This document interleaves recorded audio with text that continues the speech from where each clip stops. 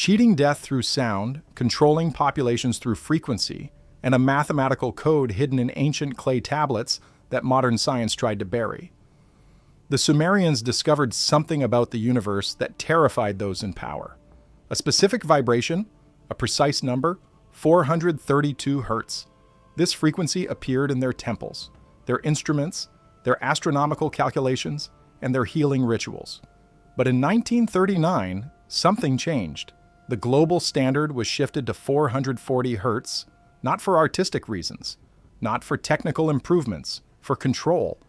What if everything you hear, every song on the radio, every concert, every streaming platform has been deliberately tuned to a frequency designed to keep you anxious, disconnected, and compliant? The Sumerians knew the truth. They built an entire civilization around it, and then someone made sure you would never hear it again. If this sounds like the kind of forbidden knowledge you've been searching for, hit subscribe right now, because what I'm about to share goes deeper than anything you've heard before. The evidence has been sitting in museums for over a century, translated, documented, and then conveniently ignored. I'll see you in the next one. The story begins in 1849 in the ruins of ancient Mesopotamia. British archaeologist Austen Henry Layard stood in what remained of Nineveh, the capital of the Assyrian Empire, staring at thousands of clay tablets buried under centuries of sand. He had no idea what they said. He had no idea what they meant. But he knew they were important. The tablets were covered in cuneiform, the wedge-shaped writing system of the Sumerians, one of the oldest known civilizations on Earth. They dated back to 3500 BCE, and possibly earlier. For decades, these tablets sat in the British Museum, untranslated, collecting dust. Then in 1872, a young assistant named George Smith made a discovery that would change everything. He deciphered one of the tablets and found a flood story nearly identical to the biblical account of Noah. The world was stunned. If the Sumerians had the same story as the Bible, but their version was older, then where did the story really come from? That question opened a floodgate. Scholars rushed to translate more tablets. What they found was not just mythology, it was astronomy, mathematics, medicine, law codes, agricultural techniques, and something far more disturbing, instructions. Instructions for manipulating reality through sound. The Sumerians were not primitive. They had a base 60 mathematical system that we still use today for telling time and measuring angles. 60 seconds in a minute, 60 minutes in an hour, 360 degrees in a circle. This was not arbitrary.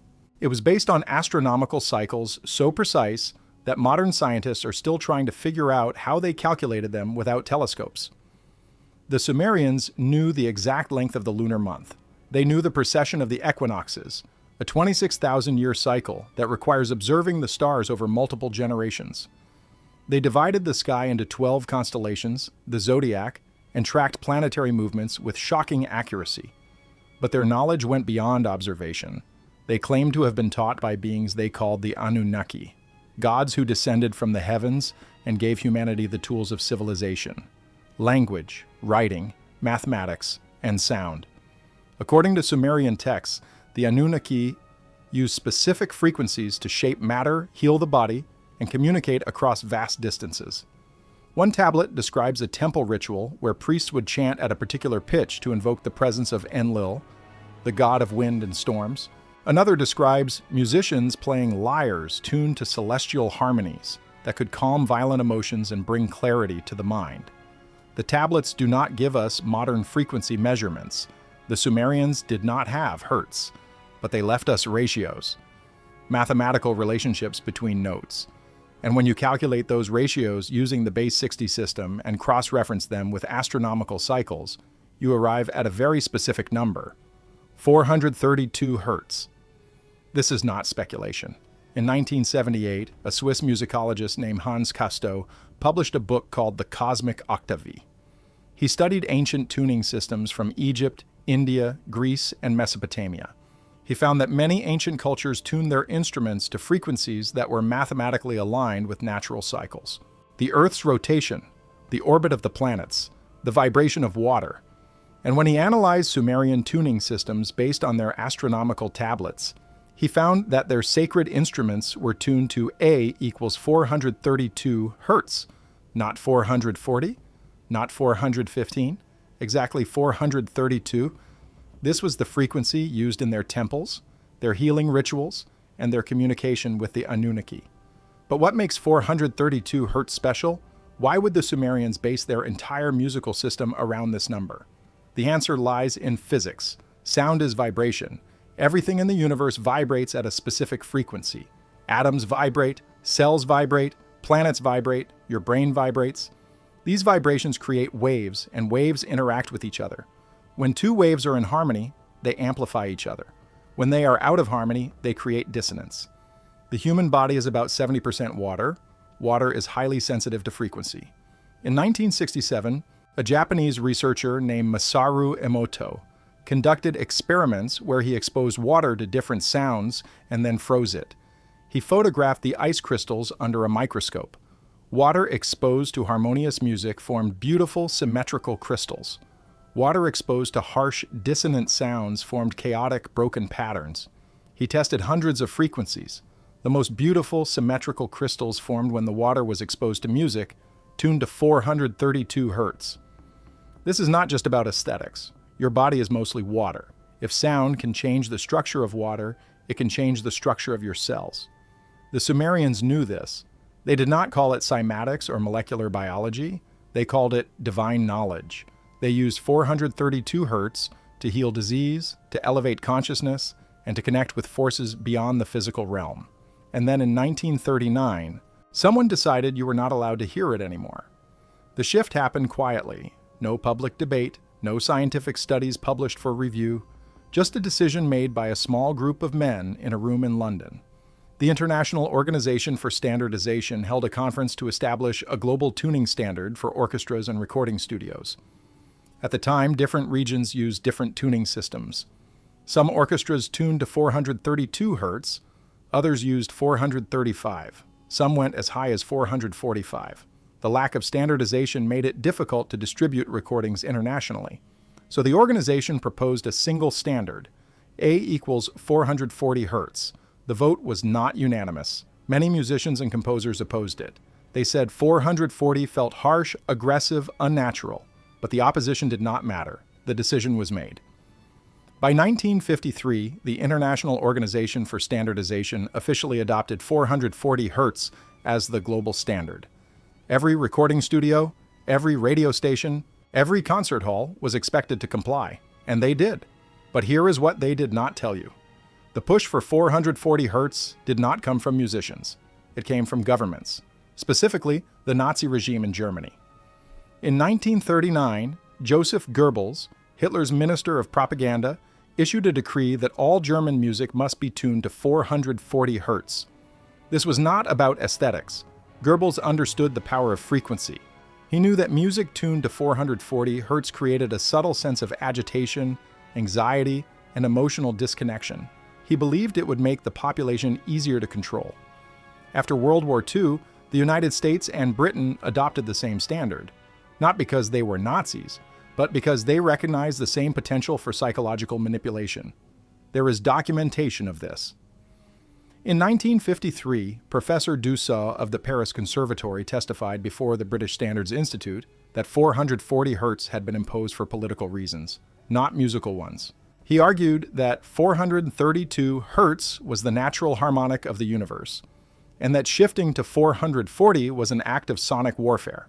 His testimony was ignored, the standard remained, and within a decade, every piece of music you heard on the radio, on television, in movie theaters was tuned to 440 Hertz. You were listening to a weaponized frequency, and you did not even know it. So what happens to your body when you listen to 440 Hertz versus 432 Hertz? The difference is only 8 Hertz. That seems small, insignificant, but sound does not work in a linear way. Small shifts in frequency create massive changes in how waves interact with matter. Studies conducted in the 1980s and 1990s measured brainwave activity while subjects listened to music tuned to different frequencies. When listening to 432 Hertz, subjects showed increased alpha brainwave activity. Alpha waves are associated with relaxation, creativity, and meditative states. Heart rate variability improved. Cortisol levels, the stress hormone, dropped. Subjects reported feeling calm, centered, and connected, When listening to 440 Hertz, the opposite occurred. Beta brainwave activity increased. Beta waves are associated with alertness, anxiety, and stress. Heart rate became erratic. Cortisol levels spiked. Subjects reported feeling agitated, restless, and mentally fatigued. This was not placebo. The subjects did not know which frequency they were hearing. The effects were measurable, repeatable, and physiologically significant. But the rabbit hole goes deeper, because the shift to 440 Hertz was not just about one decision made in 1939. It was the culmination of centuries of intentional separation between humanity and the natural harmonic order. To understand how deep this goes, you have to look at who controlled music before the modern era: the Catholic Church. For over 1,000 years, the Church had absolute authority over what music was acceptable and what music was forbidden. They called certain intervals the devil's tritone and banned them from sacred music. They controlled what could be sung, what could be played, and most importantly, how instruments could be tuned. The Church understood frequency. Medieval monks studied acoustics. They built cathedrals with precise dimensions designed to create resonance at specific frequencies. The Gregorian chants they developed were not random melodies. They were carefully constructed sonic formulas based on mathematical ratios, and those ratios aligned with 432 Hertz.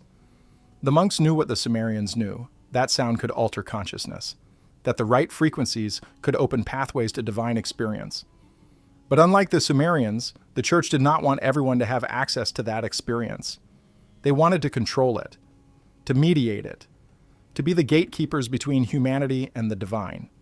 So they encoded the knowledge in their architecture and their chants, but they never taught it openly. They kept it within the monasteries, within the priest class. And when the Renaissance came, when secular music began to flourish outside the Church's control, the Church fought back. They tried to ban polyphonic music. They tried to ban instruments that could not be easily controlled. They tried to maintain their monopoly on sound, but they failed. Music spread, and with it, the knowledge of harmonic frequencies began to leak out into the wider culture. This terrified the ruling class, because music that was tuned to natural harmonics had an unintended side effect. It made people think independently. It made them question authority. It made them less susceptible to fear-based control. The Protestant Reformation happened in the same century that polyphonic music exploded across Europe. Not a coincidence. When people started hearing complex harmonies, started experiencing the emotional and spiritual power of music tuned to natural frequencies, they started questioning the Church's authority. They started reading the Bible for themselves. They started forming their own interpretations. The Church lost control, and they blamed music. Martin Luther himself was a musician. He wrote hymns. He understood the power of song to move the soul and change minds. The Catholic Church knew this. They tried to suppress his music. They burned his hymn books. But the cat was out of the bag. Fast forward to the Industrial Revolution. New power structures emerged, not religious, economic. The rising capitalist class needed workers, factories, mines, railways, and they needed those workers to be compliant, productive, disconnected from anything that might make them question the brutal conditions of industrial labor. Music was everywhere. Workers sang while they worked. They sang in pubs. They sang in union halls. And that music was still largely tuned to regional folk traditions, many of which preserved ancient harmonic systems. The capitalists saw this as a problem. A workforce that sang together was a workforce that could organize together. A workforce connected to cultural traditions was a workforce with identity and pride. That had to be broken. The solution was mass media, radio, recorded music, standardized tuning. If you control the frequencies that millions of people hear every day, you control their emotional baseline. You control their capacity for independent thought. You control their connection to anything deeper than consumerism and obedience. The shift to 440 Hertz was not imposed overnight. It was gradual, calculated. By the early 1900s, concert pitch had already been creeping upward, from 432 to 435 in some regions, to 438 in others.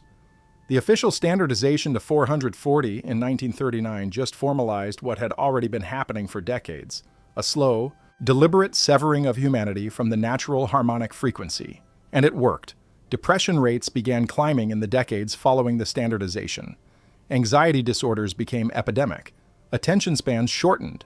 People became more reactive, more impulsive, more susceptible to advertising and propaganda. The ruling class called this progress. They called it modernity. They called it the inevitable result of urbanization and technological advancement. But it was not inevitable. It was engineered through frequency. Now look at what happened to indigenous cultures during the same period. Colonizers did not just take land. They banned drums. They banned native instruments. They banned traditional songs. In North America, indigenous children were taken from their families and forced into boarding schools, where they were punished for speaking their languages or singing their songs. In Australia, Aboriginal children faced the same treatment. In Africa, tribal music was labeled primitive and suppressed. Why? Because the colonizers understood, consciously or unconsciously, that indigenous music was a form of resistance. It was tuned to the land, to the earth, to frequencies that kept people connected to their ancestors, their identity, their power. Break that connection, and you break the people. The indigenous cultures that survived did so by hiding their music, by practicing in secret, by passing songs down through oral tradition despite the risks. And those songs, when analyzed by modern ethnomusicologists, align with 432 Hertz and its harmonic multiples. The Native American flute, the African djembe, the Australian didgeridoo, all tuned to natural frequencies, all designed to induce trance states, to facilitate healing, to maintain connection with the spirit world. The colonizers tried to erase this knowledge, but it survived, just like the Sumerian knowledge survived, hidden, waiting to be rediscovered. And then came the digital age, the final nail in the coffin, because now the standardization is absolute. Every song on Spotify, on Apple Music, on YouTube is algorithmically normalized to 440 Hertz. If you upload music tuned to 432 Hertz, the platform's audio processing will often shift it, sometimes automatically, sometimes without notification. The algorithms are designed to enforce the standard, to maintain sonic uniformity, to ensure that no one anywhere accidentally hears the natural frequency and wakes up. The Sumerians were not the only ones who knew this. Ancient Egyptians tuned their instruments to 432 Hertz. The Great Pyramid of Giza, when struck, resonates at 432 Hertz. Tibetan singing bowls, used for thousands of years in meditation and healing, are tuned to 432 Hertz. Gregorian chants, the sacred music of medieval Christianity, were sung in scales that align with 432 Hertz. Indigenous cultures around the world, from the Aboriginal Australians to the Native Americans, use drums and flutes tuned to frequencies that harmonize with 432 Hertz. This was universal knowledge. Every ancient civilization understood that sound could heal, elevate, and transform. And then it was taken from us. There is more evidence that mainstream science refuses to acknowledge. In 1988, French immunologist Jacques Benveniste published research showing that water has memory. He demonstrated that water could retain the electromagnetic signature of substances even after those substances had been diluted beyond the point where any molecules remained. The scientific establishment destroyed him. They called him a fraud. They stripped his funding. They made him a pariah. But his research was replicated by independent labs around the world. The results were consistent. Water does have memory. And what stores that memory? Frequency. The molecular structure of water reorganizes based on the frequencies it is exposed to. When you drink water that has been exposed to 432 Hertz, you are drinking structured water, water that carries the harmonic signature of the cosmos. Your cells recognize it, they absorb it more efficiently. Hydration improves, cellular function improves. This is not mysticism. This is physics. In 2009, Nobel Prize-winning virologist Luc Montagnier published research confirming Benveniste's findings. He showed that DNA could transmit its electromagnetic signature through water. He recorded the frequency signature of a specific DNA sequence, played that frequency to pure water, and the water restructured to match the DNA pattern. When he added the building blocks of DNA to that water, the DNA reassembled itself based on the frequency pattern stored in the water. This was DNA synthesis through sound, through frequency. The scientific establishment ignored him. Major journals refused to publish follow-up studies. Funding evaporated. Montagnier's career, like Benveniste's, was quietly dismantled because the implications were too dangerous. If water has memory, if frequency can program biological molecules, then every frequency you are exposed to is programming you. And the people in power do not want you thinking about what they are programming you with. Modern hospitals use sound to break up kidney stones. They call it lithotripsy. High-frequency sound waves focused on the stone cause it to vibrate at its resonant frequency until it shatters. The same principle works for gallstones, for blood clots, for tumors. Frequency can destroy or heal, depending on the intention and precision. But hospitals do not use 432 Hertz. They use ultrasound, frequencies far outside the range of human hearing. Why? Because ultrasound does not activate consciousness. It does not trigger spiritual experiences. It does not make patients question reality. It is safe, controllable, profitable. Healing with audible frequencies, healing with music tuned to 432 Hertz, cannot be patented, cannot be monopolized, cannot be controlled. So it remains suppressed. Underground researchers have been testing 432 Hertz on cancer cells. The results have not been published in mainstream journals, but the data exists. Cancer cells exposed to 432 Hertz show reduced growth rates, in some cases, apoptosis, programmed cell death. Healthy cells exposed to the same frequency show increased resilience and faster regeneration. The mechanism is not fully understood, but the working theory is that cancer cells, which vibrate at chaotic, disorganized frequencies, cannot tolerate exposure to coherent harmonic frequencies. The 432 Hertz frequency essentially retunes the disordered cells, forcing them back into harmony with the body's natural rhythms. Some cells adapt, others die. Either way, the cancer loses its foothold. This research will never see the light of day in conventional oncology. The cancer industry is worth hundreds of billions of dollars annually. Chemotherapy, radiation, surgery, pharmaceuticals, all of it generates massive profit.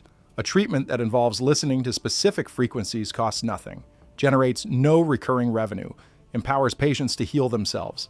That is a threat to the entire medical industrial complex. So the research is buried. Researchers who pursue it lose funding, lose credibility, lose careers. The pattern repeats. Knowledge that threatens power structures gets suppressed. Researchers who challenge orthodoxy get destroyed. And the public never hears about the alternatives that actually work. But the Sumerians went further. They did not just use 432 Hertz for music, they embedded it into their architecture. Archaeologists excavating Sumerian temples in modern-day Iraq discovered something strange. The dimensions of the temples were not random. The length, width, and height of the chambers followed precise mathematical ratios. When you convert those ratios into frequencies, they align with harmonic multiples of 432 Hertz. The temples were designed to resonate. When priests chanted inside these spaces, the walls amplified the sound, creating a standing wave that filled the entire chamber. Worshippers standing inside the temple would feel the vibration in their chests, their bones, their skulls. It was not just hearing the sound, it was becoming the sound. This was how the Sumerians communicated with the Anunnaki. They created acoustic environments that tuned the human body to the frequency of the cosmos. Modern researchers have tried to replicate this. In 2003, a team of acoustic engineers traveled to the Temple of Kukulkan in Mexico, a Mayan pyramid built thousands of years after the Sumerians. They clapped their hands at the base of the pyramid. The echo that came back sounded like a bird's chirp, but when they analyzed the frequency of the echo, it was 432 Hertz. The pyramid was designed to reflect sound at that exact frequency. The Mayans, like the Sumerians, understood that 432 Hertz was the key to something profound. In 2008, researchers did the same experiment at Stonehenge in England. Same result. The stones were positioned to create acoustic resonance at 432 Hertz. These were not coincidences. Ancient builders across the world were encoding the same frequency into their sacred structures. And modern civilization has completely forgotten why. The question is, why? Why did ancient cultures go to such lengths to preserve this frequency? What did they know that we have lost? The answer appears in Sumerian creation myths. According to the tablets, before humans existed, the Anunnaki terraformed the earth using sound. They did not use machines. They used vibration. The god Enki, the lord of water and wisdom, spoke frequencies into the formless void and matter took shape. Mountains rose, oceans formed, life began. This sounds like mythology, but quantum physics tells us the same thing. Matter is not solid. It is energy vibrating at different frequencies. Change the frequency, and you change the form. The Sumerians were describing what modern science calls cymatics, the study of how sound creates geometric patterns in matter. In 1967, Swiss scientist Hans Jenny conducted experiments where he placed sand, water, and other materials on a metal plate and exposed them to different frequencies. He photographed the patterns that formed. At lower frequencies, the patterns were chaotic and random. But at certain harmonic frequencies, the materials form perfect geometric shapes, circles, hexagons, mandalas. The most intricate and beautiful patterns appeared when the frequency was set to 432 Hertz or its harmonic multiples. Jenny called this visible music. The Sumerians called it the language of the gods. Same phenomenon, different names. The implication is staggering. If sound can organize matter into complex patterns, then sound can influence biology, your cells, your DNA, your brain. Nikola Tesla understood this. In the early 1900s, Tesla conducted experiments with resonant frequencies. He discovered that every object has a natural frequency at which it vibrates. When you match that frequency and amplify it, the object resonates with increasing intensity until it reaches a breaking point. Tesla famously claimed he could collapse a building with a small device tuned to the building's resonant frequency. He demonstrated this on a smaller scale by attaching a mechanical oscillator to a steel beam in his laboratory. Within minutes, the beam began to vibrate violently. The vibration spread through the building's structure. Walls cracked, windows shattered. Tesla had to destroy the device with a hammer before the entire building collapsed. This was not theoretical physics. This was demonstrable, repeatable, terrifying proof that frequency is power. Tesla also studied the Earth's resonant frequency. He proposed that the planet itself vibrates at a specific frequency, and that if you could tap into that frequency, you could transmit energy wirelessly around the globe. He called it the Wardenclyffe Project, a tower designed to broadcast electricity through the Earth's resonant field.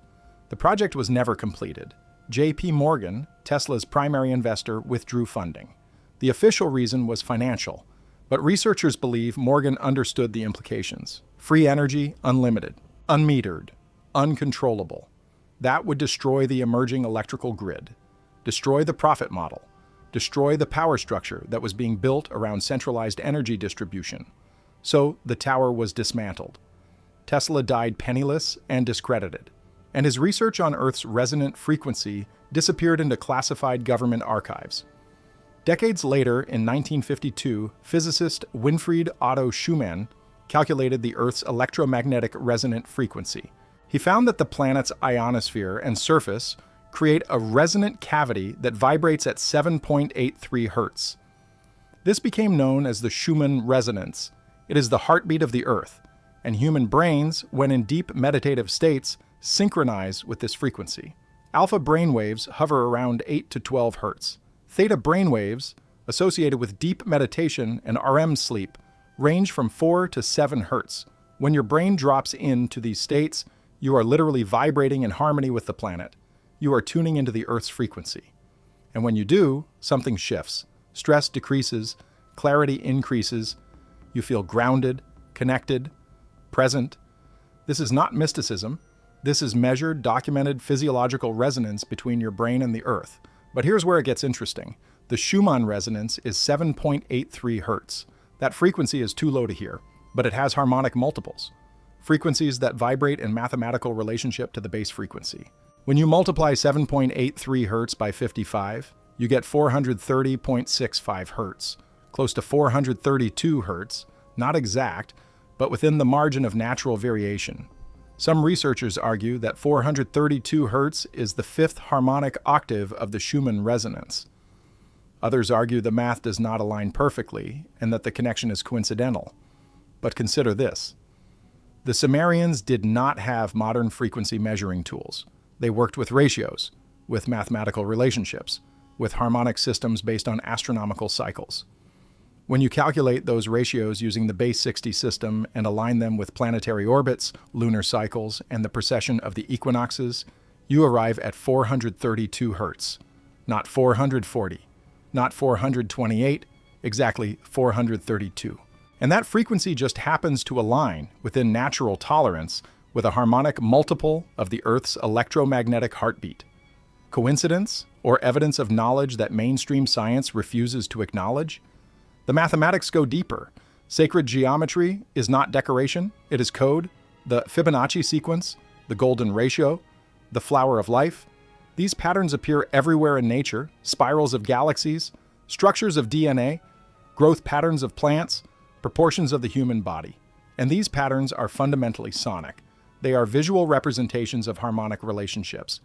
When you convert the Fibonacci sequence into musical intervals, you get a scale. And that scale, when rooted at A equals 432 Hertz, produces harmonic ratios that align perfectly with the golden ratio. The notes resonate with each other in ways that create coherence. Consonance, beauty. This is why ancient architecture used sacred geometry. The proportions were not aesthetic choices. They were acoustic engineering, buildings designed to resonate at specific frequencies, to amplify sound, to create environments where consciousness could be altered through controlled acoustic resonance. The Great Pyramid of Giza is the most sophisticated example. Mainstream Egyptology claims it was a tomb, but no mummy has ever been found inside. No hieroglyphs, no treasure, just empty chambers with precise dimensions. Researchers who have studied the pyramid's acoustics discovered something extraordinary. The king's chamber, located at the heart of the structure, is designed to resonate at 432 Hertz. The dimensions of the chamber, the materials used in construction, the placement of the granite coffer, all contribute to creating a resonant space that amplifies sound at that exact frequency. When you stand inside the king's chamber and chant, the walls vibrate, the floor vibrates, your entire body vibrates. The experience is overwhelming. Some describe it as transcendent, others describe it as terrifying. Either way, it is undeniable. The pyramid was not a tomb, it was an initiation chamber, a place where frequency was used to alter consciousness and unlock human potential. There are other chambers inside the pyramid. The queen's chamber resonates at a different frequency. The grand gallery creates harmonic overtones. The entire structure functions as a multi-dimensional resonator. Different chambers for different purposes, different frequencies for different states of consciousness. Researchers have mapped the acoustic properties of the pyramid using laser scanning and computer modeling. The data confirms what ancient initiates knew through direct experience. The pyramid is a frequency machine, and the central frequency, the base tone upon which all other harmonics are built, is 432 Hertz. The Egyptians were not the only ones who built acoustic structures. Göbekli Tepe in Turkey, dated to 9600 BCE, predates the Sumerians by thousands of years.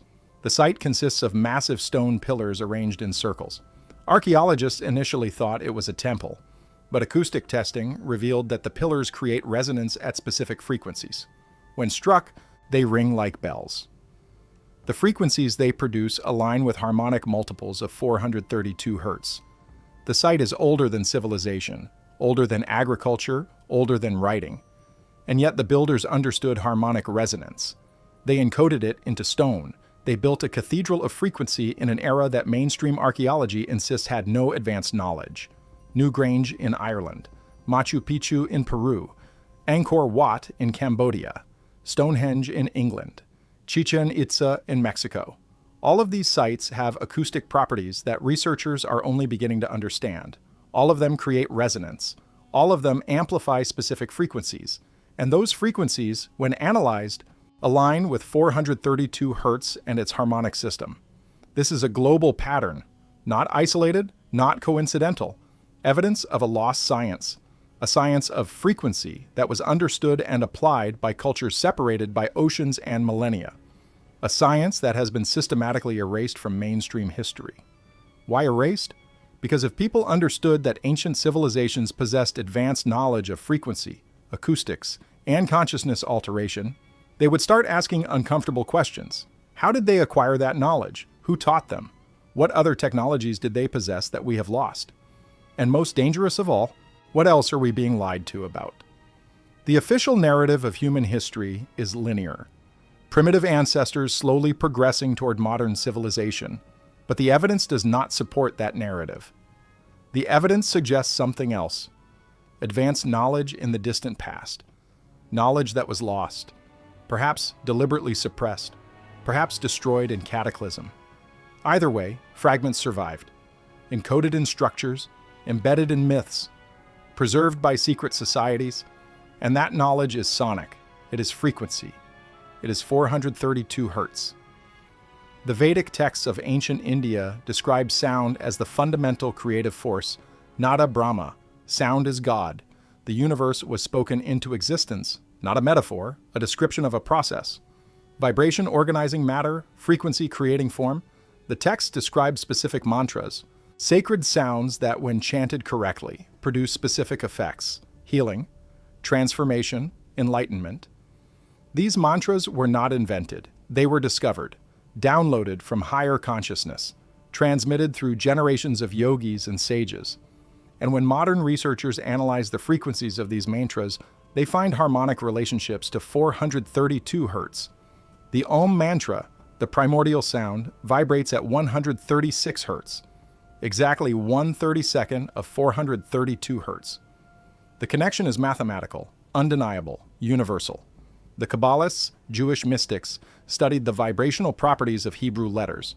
They believed each letter was a frequency, that speaking certain combinations in specific orders could manifest reality. This was not superstition. This was practical technology. The letters were not arbitrary symbols. They were sonic codes, templates of creation, and the numerical values assigned to each letter, when analyzed using gematria, reveal patterns, harmonic ratios, relationships that align with the mathematics of music, with the frequencies of creation. With 432 Hertz as the foundational tone, the ancient Chinese understood frequency through the concept of qi, life force, energy that flows through the body along meridians. Acupuncture works by stimulating specific points on these meridians, restoring the flow of qi, rebalancing the system. But qi is not just metaphysical, it is measurable. Bioelectricity, electromagnetic fields generated by cells and organs, and those fields vibrate at specific frequencies. When the body is healthy, those frequencies are coherent, harmonious. When the body is sick, the frequencies become chaotic, dissonant. Acupuncture restores coherence, but so does sound. Tuning forks placed on acupuncture points produce the same effects as needles, because the mechanism is the same: frequency, vibration, resonance. And the most effective frequencies are those that align with the body's natural harmonic system, which is based on 432 Hertz. Modern science is beginning to rediscover what ancient civilizations already knew. In 2011, researchers at MIT demonstrated that sound waves could be used to levitate small objects, not science fiction, acoustic levitation. The objects float in midair, suspended by standing waves of sound. The researchers could move the objects, rotate them, manipulate them without physical contact, just frequency. The implications are staggering. If sound can levitate matter, if frequency can manipulate mass, then what else is possible? Can sound move massive stones? Can frequency explain how ancient megaliths were constructed? Mainstream archaeology dismisses this as pseudoscience. But the technology exists. It has been demonstrated. The only question is whether ancient builders had access to similar knowledge, and the evidence suggests they did. In 2018, researchers at the University of Washington used sound waves to assemble particles into complex geometric patterns. They called it acoustic holography. By controlling the frequency and amplitude of sound waves, they could position particles in three-dimensional space with micrometer precision. They created shapes, structures, objects assembled from nothing but sound and matter. This is cymatics on a microscopic scale. This is what the Sumerians described in their creation myths: matter organizing in response to sound, frequency becoming form. The researchers published their findings in a peer-reviewed journal. The technology was acknowledged, but no one connected it to ancient knowledge. No one mentioned the Sumerians. No one mentioned 432 Hertz. Because making that connection would validate everything the mainstream dismisses as fringe. It would legitimize forbidden history. It would prove that ancient civilizations understood principles of physics that modern science is only now rediscovering. And that cannot be allowed. This brings us to the most controversial claim. The Sumerians believed that 432 Hertz could activate dormant parts of the human brain. Modern neuroscience tells us that humans only use a fraction of their brain's potential. Not because the rest is inactive, but because most neural pathways remain undeveloped. The Sumerians claimed that certain frequencies could activate these pathways, unlocking abilities that seem supernatural: telepathy, remote viewing, heightened intuition, direct communication with non-physical entities. Mainstream science dismisses this as pseudoscience, but there are researchers who disagree. In 1998, Dr. Leonard Horowitz published a book called Healing Codes for the Biological Apocalypse. He analyzed ancient solfeggio frequencies, a set of tones used in Gregorian chants. He found that these frequencies correspond to specific electromagnetic patterns in DNA. One of those frequencies is 528 Hertz, the so-called love frequency. But 528 Hertz is a harmonic multiple of 432 Hertz. They are part of the same system. Horowitz argued that these frequencies can repair damaged DNA, activate dormant genetic sequences, and unlock latent human potential. His research was ridiculed by the scientific establishment, but independent researchers have replicated his findings. The DNA connection goes even deeper. In 1990, Russian biophysicist Pyotr Garjajev discovered that DNA responds to language and frequency. His team used laser light and radio frequencies to alter the information patterns in DNA. They found that DNA is not a fixed code. It is fluid, responsive, programmable. By exposing DNA to specific frequencies, they could repair mutations, activate dormant genes, and even reprogram cellular function. The research was published in Russian scientific journals, but largely ignored by Western science. Why? Because it contradicted the central dogma of molecular biology. The dogma states that genetic information flows in one direction only: DNA to RNA to protein. Information cannot flow backward. Cells cannot be reprogrammed by external signals. Garjajev proved this wrong. He showed that DNA is an antenna. It receives information from the environment, and frequency is the carrier wave of that information. Garjajev's team went further. They discovered that the genetic code follows the same mathematical rules as human language. DNA has syntax, grammar, structure. It is literally a language, and like any language, it can be spoken to. They recorded the frequency patterns of healthy DNA and played those patterns back to damaged cells.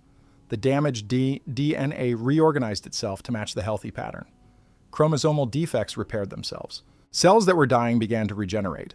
This was genetic healing through sound, through frequency, and it worked consistently across multiple trials. The Russian government classified the research. Garjajev was pressured to stop publishing. Funding was redirected to military applications. Because if frequency can heal DNA, it can also damage DNA. It can be weaponized, and that technology is too valuable to share with the public. This was not the first time frequency-based healing was suppressed. In the 1930s, Royal Raymond Rife developed a microscope capable of viewing living viruses. Using this microscope, he observed that every microorganism has a specific resonant frequency. When you expose the organism to that frequency, it vibrates. Increase the amplitude and the vibration becomes destructive. The organism ruptures, dies. Rife called this the mortal oscillatory rate. He built a frequency generator that could target specific pathogens, bacteria, viruses, cancer cells. Each one had a unique frequency signature, and when Rife's machine delivered that frequency, the pathogen was destroyed without harming surrounding healthy tissue. He treated patients with terminal cancer. They went into remission, independently verified, documented, cured. The American Medical Association sent representatives to observe Rife's work.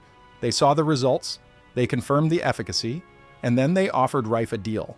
Sell the technology. Let them control its distribution. Let them decide who gets access. Rife refused. He wanted the technology to be freely available, to be mass-produced, to eliminate cancer as a threat to humanity. The AMA responded by destroying him. They raided his laboratory, smashed his equipment, burned his research notes. They threatened doctors who used his technology with loss of license. They published articles calling him a charlatan. They erased him from scientific history. Rife died in 1971, broken and forgotten. His technology was buried. And cancer treatment remained in the hands of pharmaceutical companies selling chemotherapy, radiation, and surgery. All profitable, all patentable, all controllable. But Rife's research did not disappear entirely. In the 1980s, researchers in Germany revived the technology. They built modern versions of Rife's frequency generator. They tested it on cancer cells in vitro. The results were consistent with Rife's original findings. Specific frequencies destroyed cancer cells without harming healthy cells.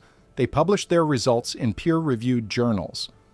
The journals retracted the papers under pressure from pharmaceutical industry associations. The researchers lost funding, lost positions. The pattern repeated. Knowledge that threatens profit gets suppressed. Researchers who challenge orthodoxy get destroyed. And the public never learns about the alternatives that actually work. There are now underground clinics in Mexico, Germany, and Southeast Asia using frequency-based cancer treatments. They operate in legal gray areas. They do not advertise, they rely on word of mouth. Patients who have exhausted conventional options travel to these clinics as a last resort. Success rates are difficult to verify because the clinics do not publish data. They cannot. Publishing would attract regulatory attention. Lawsuits, shutdowns, but anecdotal reports are consistent. Some patients experience remission. Others experience reduced tumor growth. A few experience complete cure. The treatments are not universally effective. No treatment is, but they work often enough to justify their existence. And they work by using frequency, by targeting the resonant frequency of cancer cells, by vibrating them into destruction. The technology is simple: a signal generator, electrodes, a frequency database. Total cost to manufacture, a few $1,000s. Compare that to chemotherapy, which can cost hundreds of thousands of dollars per patient, or radiation therapy, which requires million-dollar equipment and specialized facilities, or surgery, which involves hospitals, surgeons, anesthesiologists, recovery care. The entire cancer industry is built on expensive, complex, profitable interventions. A device that costs a few $1,000s and can be operated by a technician with minimal training threatens that entire infrastructure. So it remains underground, suppressed, available only to those who know where to look and can afford to travel to jurisdictions where regulatory capture is less complete. The same suppression applies to frequency-based treatments for other conditions: Lyme disease, chronic pain, depression, PTSD. Independent researchers have tested frequency protocols for all of these. Results have been promising. Some patients report complete resolution of symptoms, others report significant improvement. But none of this research reaches mainstream medicine. None of it is taught in medical schools. None of it is covered by insurance. Because the medical system is not designed to heal. It is designed to manage, to treat symptoms, to create lifelong patients dependent on pharmaceutical interventions. Healing is bad for business. Frequency-based healing, which empowers patients to treat themselves, is catastrophic for business, so it stays hidden. In 2012, researchers at the University of Texas discovered that low-intensity ultrasound could stimulate stem cell growth and accelerate tissue regeneration. They tested the technology on bone fractures, muscle injuries, and nerve damage. Healing times were reduced by up to 40%. The technology was cheap, portable, easy to use. It could revolutionize sports medicine, orthopedics, and rehabilitation, but it has not, because the medical device companies that would manufacture it are owned by the same conglomerates that profit from extended recovery times, repeat surgeries, and long-term pain management. A technology that heals faster is a technology that generates less revenue. So it languishes in research labs, awaiting commercial partners that will never come. The suppression is systematic. It is institutional. It is not a conspiracy in the sense of shadowy figures in smoke-filled rooms plotting world domination. It is the inevitable result of incentive structures. Pharmaceutical companies profit from sickness. Medical device manufacturers profit from prolonged treatment. Insurance companies profit from managing chronic conditions. Hospitals profit from procedures and admissions. The entire system is economically aligned against healing, against cures, against anything that reduces the patient pipeline. Frequency-based medicine threatens that pipeline, so it gets suppressed, not through overt censorship, through denial of funding, through institutional gatekeeping, through regulatory barriers, through professional ostracism. Researchers who pursue frequency healing lose grants, lose tenure, lose credibility. and the knowledge remains fragmented, scattered across fringe publications and underground clinics, inaccessible to the people who need it most. But the knowledge is spreading. The internet has broken the information monopoly. Independent researchers are publishing findings online.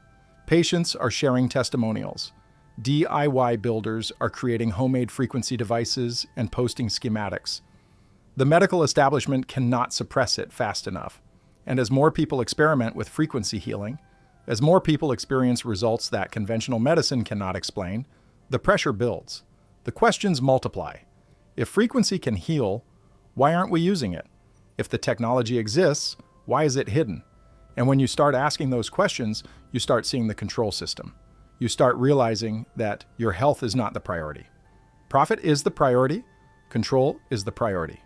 And frequency-based healing, which costs almost nothing and empowers individuals, is a threat to both. The Sumerians understood this.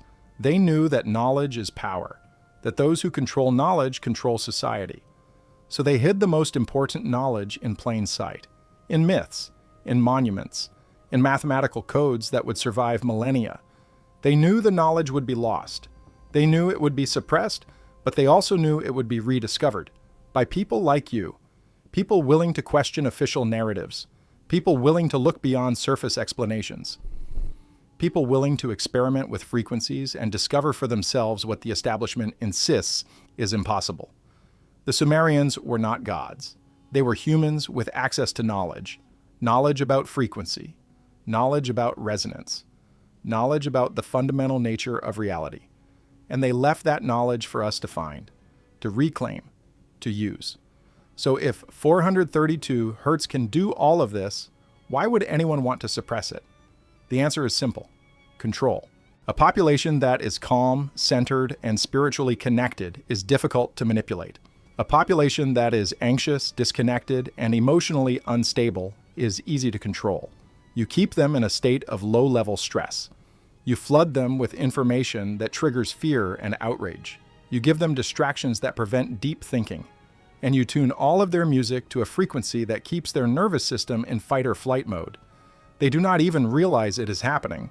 They just feel vaguely uneasy all the time. They think it is normal. It is not normal. It is engineered. The shift to 440 Hertz was not an accident.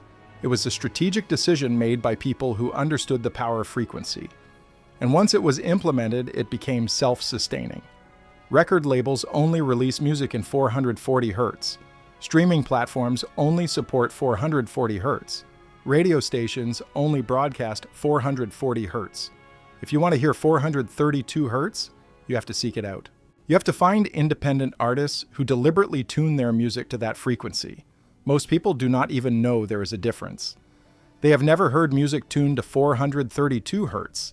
They have been conditioned to accept 440 as normal. And that is exactly the point. But the Sumerians left us clues. They knew their knowledge would be suppressed, so they embedded it in their architecture, their mathematics, and their myths. The number 432 appears over and over in ancient texts. The Hindu yugas, the cosmic cycles of creation and destruction, are measured in multiples of 432,000 years. The Kali Yuga, the current age of darkness, lasts 432,000 years. The Norse myth of Ragnarok describes 800 warriors emerging from Valhalla's 540 doors. 800 times 540 equals 432,000. The Book of Revelation describes the New Jerusalem as having walls that are 144 cubits high. 144 is a harmonic of 432. 3 times 144 equals 432. These are not coincidences. Ancient cultures across the world were preserving the same number, the same frequency, the same key to unlocking human potential, and modern civilization has buried it under layers of propaganda, institutional inertia, and willful ignorance. The question becomes, what happens if you start listening to 432 Hertz? What happens if you retune your perception to the frequency of the cosmos? Some people report profound shifts. They describe feeling more grounded, more present, more connected to themselves and the world around them. Anxiety decreases, creativity increases, sleep improves, emotional wounds begin to heal. Others report more extreme experiences. visions, synchronicities, a sense of being guided by forces beyond the material world. Mainstream science does not know what to do with these reports. They cannot be measured in a controlled laboratory setting. They are subjective, personal, but that does not make them less real. The Sumerians understood something that modern science is only beginning to rediscover. Consciousness is not confined to the brain. It is a field, a vibrational field that extends beyond the body and interacts with other fields. When you change your frequency, you change your relationship to that field. You begin to perceive things that were always there but were previously invisible. This is what the Anunnaki taught the Sumerians: how to tune their consciousness to higher frequencies, how to access knowledge that exists beyond the limitations of the physical senses. And the key to that tuning process was 432 Hertz. But there is a darker side to this story. If 432 Hertz can unlock human potential, then it can also be weaponized. The same principles that make 432 Hertz healing can make other frequencies destructive. Infrasound, frequencies below the range of human hearing, can cause nausea, disorientation, and panic. The military has experimented with sonic weapons that use infrasound to disperse crowds and incapacitate enemies. Ultrasound, frequencies above the range of human hearing, can shatter glass, disrupt cellular function, and even induce hallucinations. The technology exists, it has been tested, and it is being used. Not openly, not in ways that most people would recognize, but it is there, in your environment, in your media, subtly shaping your perception without your awareness.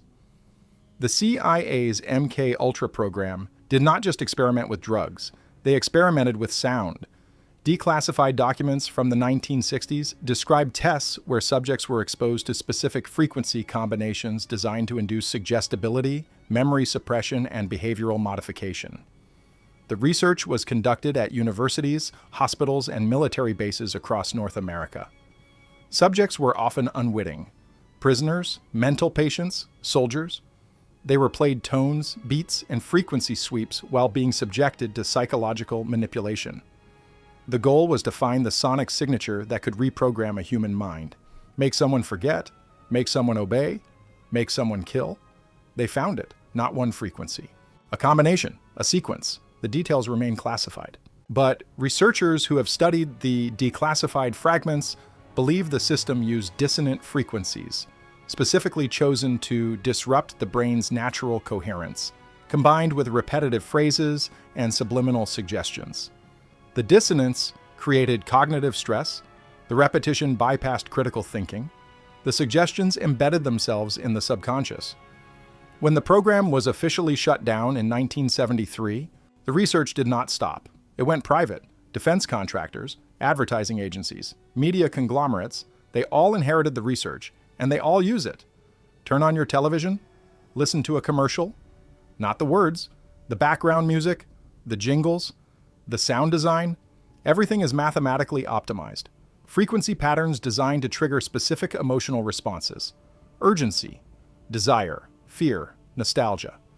You think you are immune to advertising because you skip the commercials or mute the sound, but your subconscious is still processing the frequencies. Your nervous system is still responding. And over time, those responses shape your behavior. You buy products you do not need, you vote for candidates you do not believe in, you accept narratives that contradict your direct experience, and you have no idea it is happening, because the manipulation is sonic. It operates below the threshold of conscious awareness. Shopping malls use frequency, grocery stores, airports.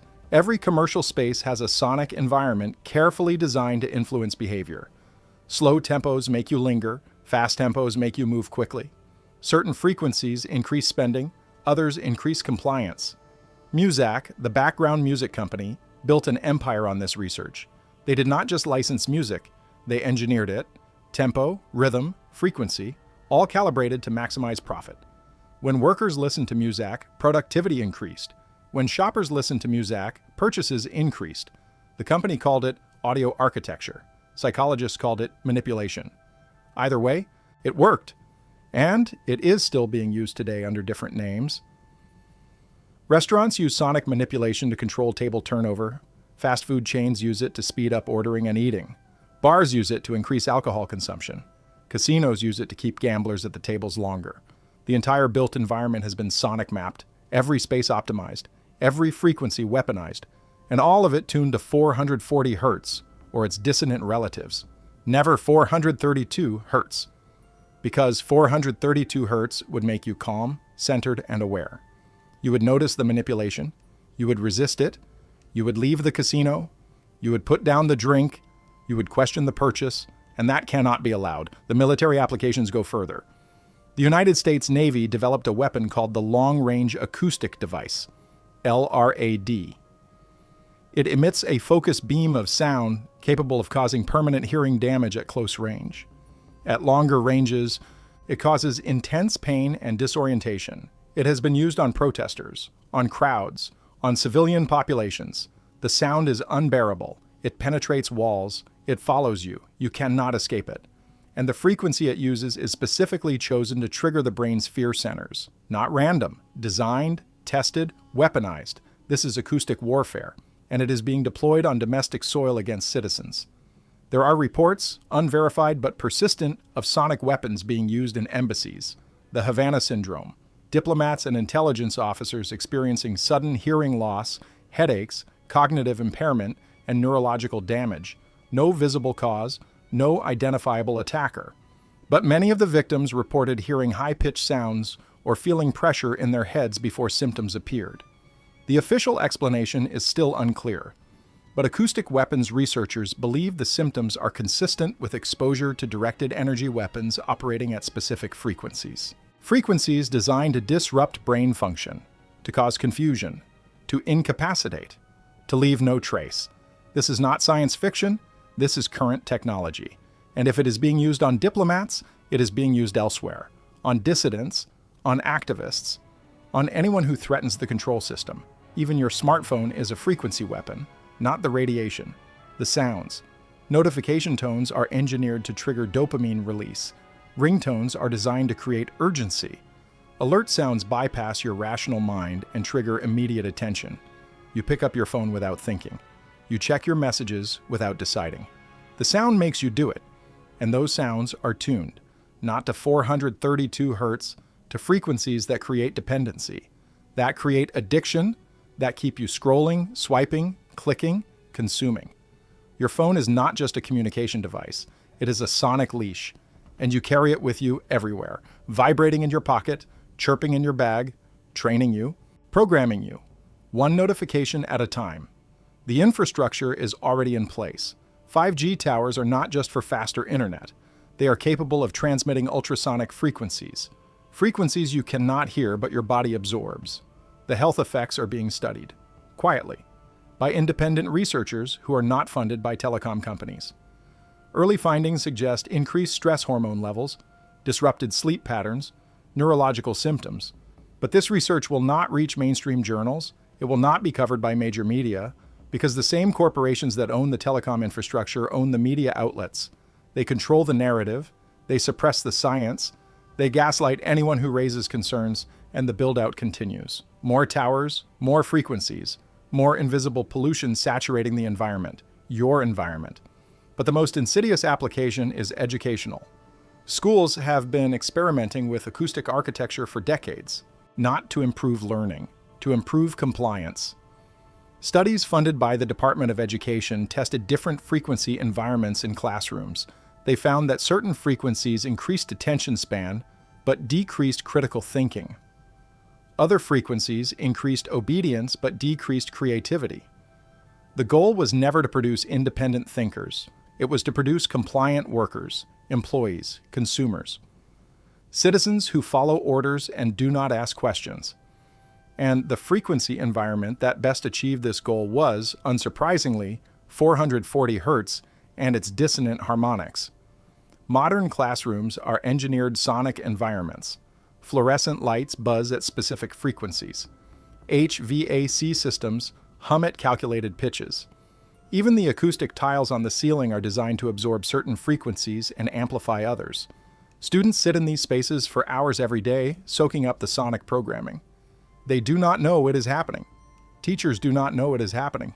Administrators might not even know it is happening. The design specifications come from contractors, from consultants, from people who understand the science of frequency and how to use it for control. And the children absorb it all, year after year, until they graduate as adults who cannot think critically, who do not question authority, who accept the official narrative without resistance. Mission accomplished. The Sumerians knew this too. Their tablets describe battles fought not with swords and spears, but with sound. The god Ninurta, the warrior deity, wielded a weapon called the sharur. It was described as a mace that could speak and think, but ancient linguists have noted that the descriptions of the sharur sound more like a sonic weapon than a physical club. It emitted a roar that paralyzed enemies. It shattered stone walls. It struck down armies without touching them. This was not mythology.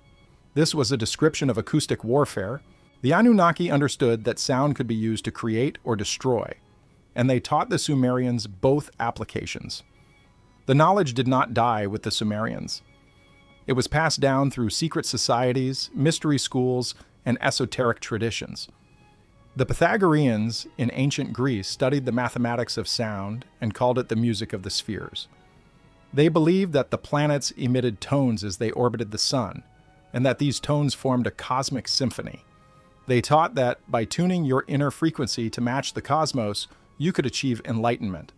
The Gnostics, early Christian mystics, used sacred chants tuned to harmonic frequencies to induce altered states of consciousness. They believed that sound was the bridge between the material and spiritual worlds. The Kabbalist Jewish mystics studied the vibrational properties of Hebrew letters and claimed that speaking certain combinations could manifest reality.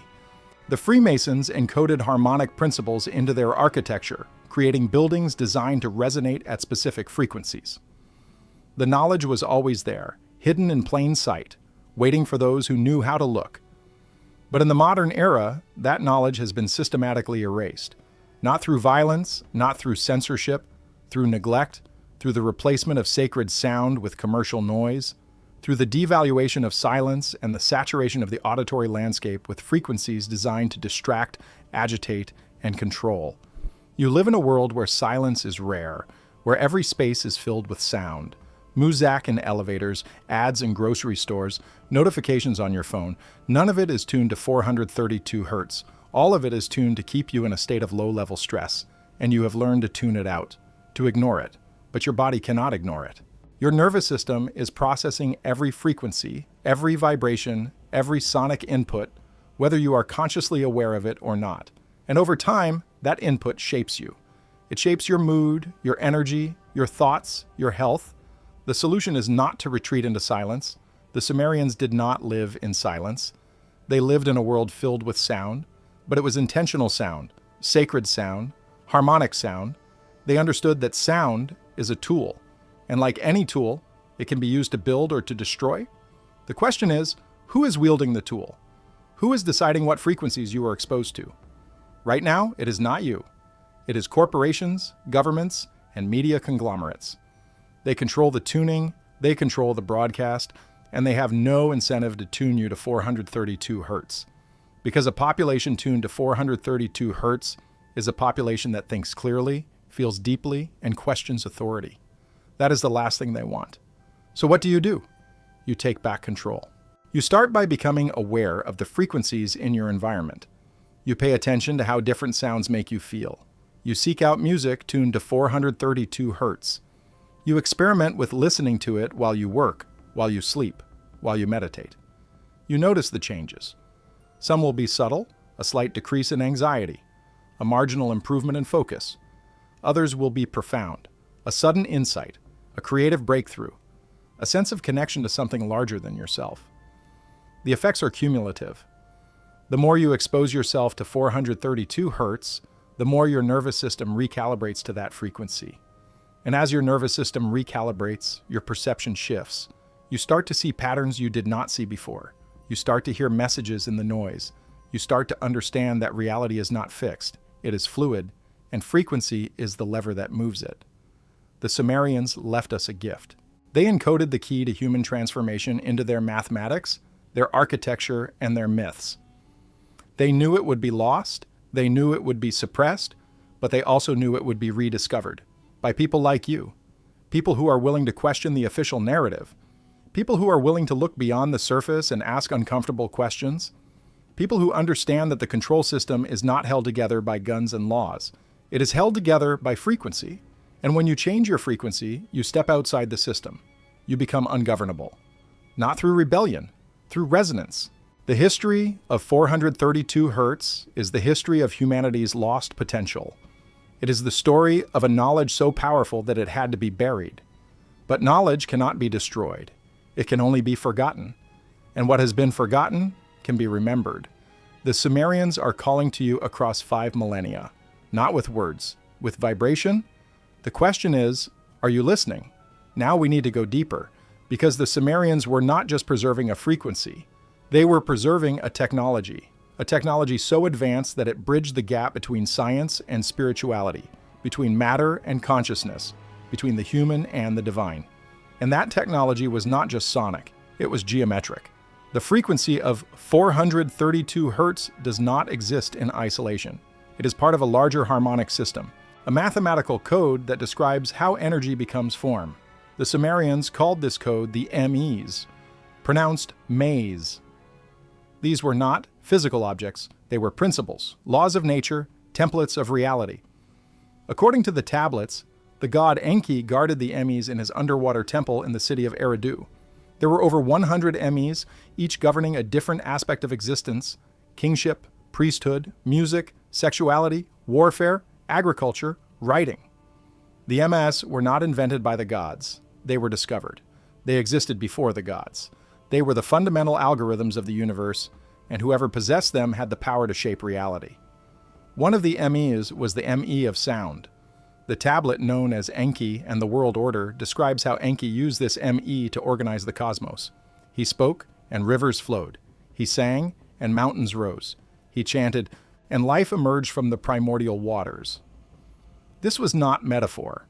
The Sumerians were describing a process, a specific method of using sound to manipulate matter. And the key to that method was harmonic resonance. Everything in the universe has a natural frequency. When you introduce a sound that matches that frequency, resonance occurs. The object begins to vibrate in sympathy with the sound. If you increase the amplitude of the sound, the vibration increases until the object reaches a threshold. At that threshold, the object transforms. It changes state, it reorganizes. This is how opera singers shatter glass. This is how earthquakes collapse buildings. This is how sound becomes power. The Sumerians applied this principle to everything: agriculture, medicine, architecture, warfare, and consciousness. They believed that the human body, like everything else, had a natural frequency.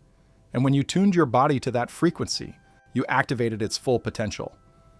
Disease occurred when the body fell out of tune. Healing occurred when the correct frequency was reintroduced. This was not abstract philosophy. This was practical technology. Sumerian medical texts described treatments that involved placing patients inside acoustic chambers and exposing them to specific tones. The tones varied depending on the illness. Fevers required one frequency. Infections required another. Mental disturbances required a third. The treatments worked, and they worked so consistently that Sumerian physicians became legendary throughout the ancient world. But the most important application of frequency was spiritual. The Sumerians believed that human consciousness was a receiver.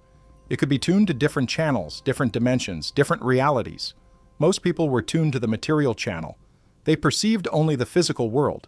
But with the right training, with the right frequencies, consciousness could be tuned to higher channels: the realm of the Anunnaki, the realm of the ancestors, the realm of pure information. This was not considered supernatural. It was considered natural, the natural state of a fully activated human being. And the frequency that unlocked that state was 432 Hertz. The tablets describe initiation rituals where priests would spend days inside resonant chambers, chanting at 432 Hertz. They fasted, they meditated, they exposed themselves to the frequency until their entire body vibrated in harmony with it. And then something happened. They reported leaving their bodies. They reported traveling to other realms. They reported receiving knowledge directly from the Anunnaki, instructions, prophecies, technologies. When they returned, they transcribed what they had learned onto clay tablets.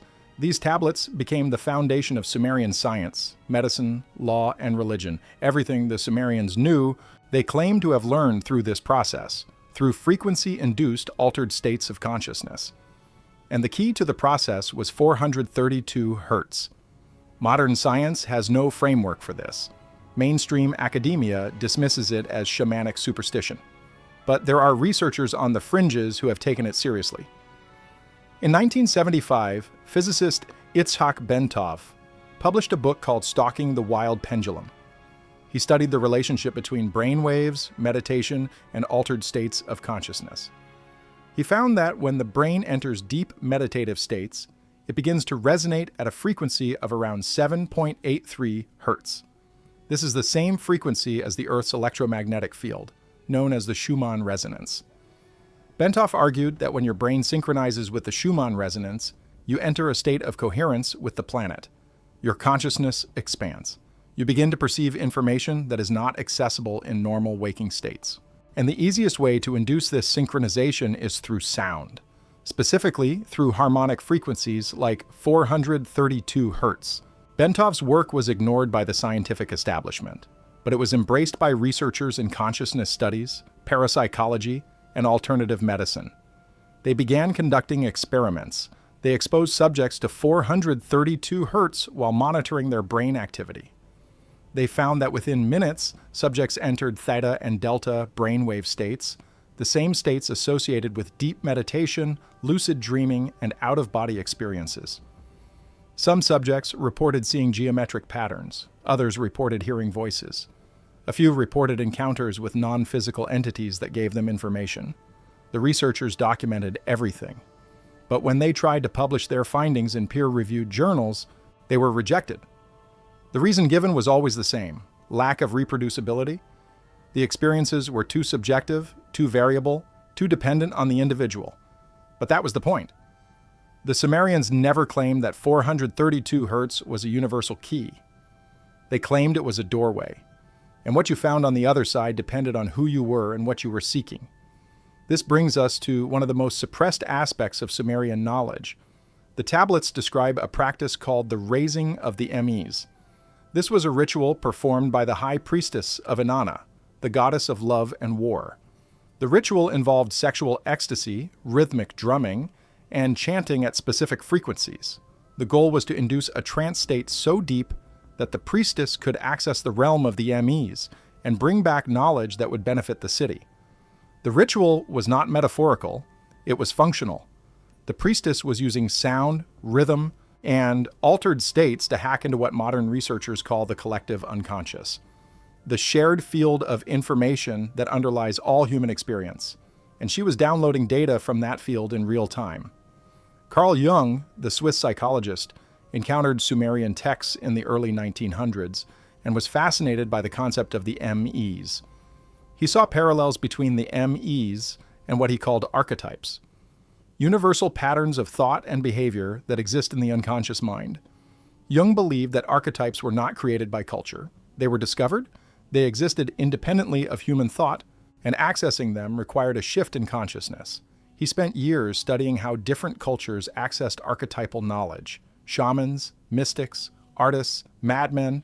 He found that they all used similar techniques: fasting, isolation, rhythm, sound, and they all reported similar experiences: contact with entities, visions of geometric patterns, downloads of information that changed their understanding of reality. Jung called this process individuation. The Sumerians called it raising the Mes. Same phenomenon, different language. But Jung also noticed something disturbing. Modern civilization had lost the ability to access archetypal knowledge. People were cut off from the collective unconscious. They lived entirely in their egos, their surface personalities, and they had no awareness of the deeper patterns that shaped their lives. Jung believed this was the root of modern neurosis, the disconnection from the source, and he believed the solution was to rediscover the ancient techniques, to relearn how to access the unconscious, to retune consciousness to the frequencies that unlock the deeper layers of the psyche. He never explicitly mentioned 432 Hertz, but his entire body of work points in that direction. The Sumerians were not the only ones who understood this. The ancient Egyptians had a similar system. They called it Heka, the magic of sound. Egyptian priests used chants and hymns to invoke the presence of gods, to heal the sick, and to guide the dead through the underworld. The chants were not arbitrary. They were based on precise mathematical ratios that, when analyzed, correspond to 432 Hertz and its harmonic multiples. The pyramid texts, some of the oldest religious writings in the world, are filled with instructions for using sound to transform consciousness. The priests would stand in resonant chambers inside the pyramids and chant for hours. The chambers were designed to amplify specific frequencies. When the right tone was struck, the entire chamber would vibrate, and the priest, standing inside, would feel the vibration in every cell of his body. This was not worship, this was technology. The Greeks inherited this knowledge from the Egyptians. Pythagoras, the father of Western mathematics, spent years studying in Egyptian temples. When he returned to Greece, he founded a school dedicated to the study of number, sound, and harmony. The Pythagoreans believed that the universe was mathematical, that everything from the movement of the planets to the structure of the human soul could be described in terms of numbers and ratios. And they believed that by understanding these ratios, you could understand the mind of God. They studied the harmonic series, the mathematical relationships between musical notes. They discovered that certain ratios produce consonance, a pleasing, harmonious sound. Other ratios produce dissonance, a harsh, unsettling sound. And they believed that the same ratios govern the cosmos, the spacing of the planets, the cycles of the seasons, the rhythms of the human heart. Everything was connected by invisible threads of vibration, and the key to understanding those threads was 432 Hertz. Pythagoras did not just theorize. He experimented. He built instruments tuned to harmonic frequencies and used them to treat mental illness. He would play specific melodies to patients suffering from depression, anxiety, or rage.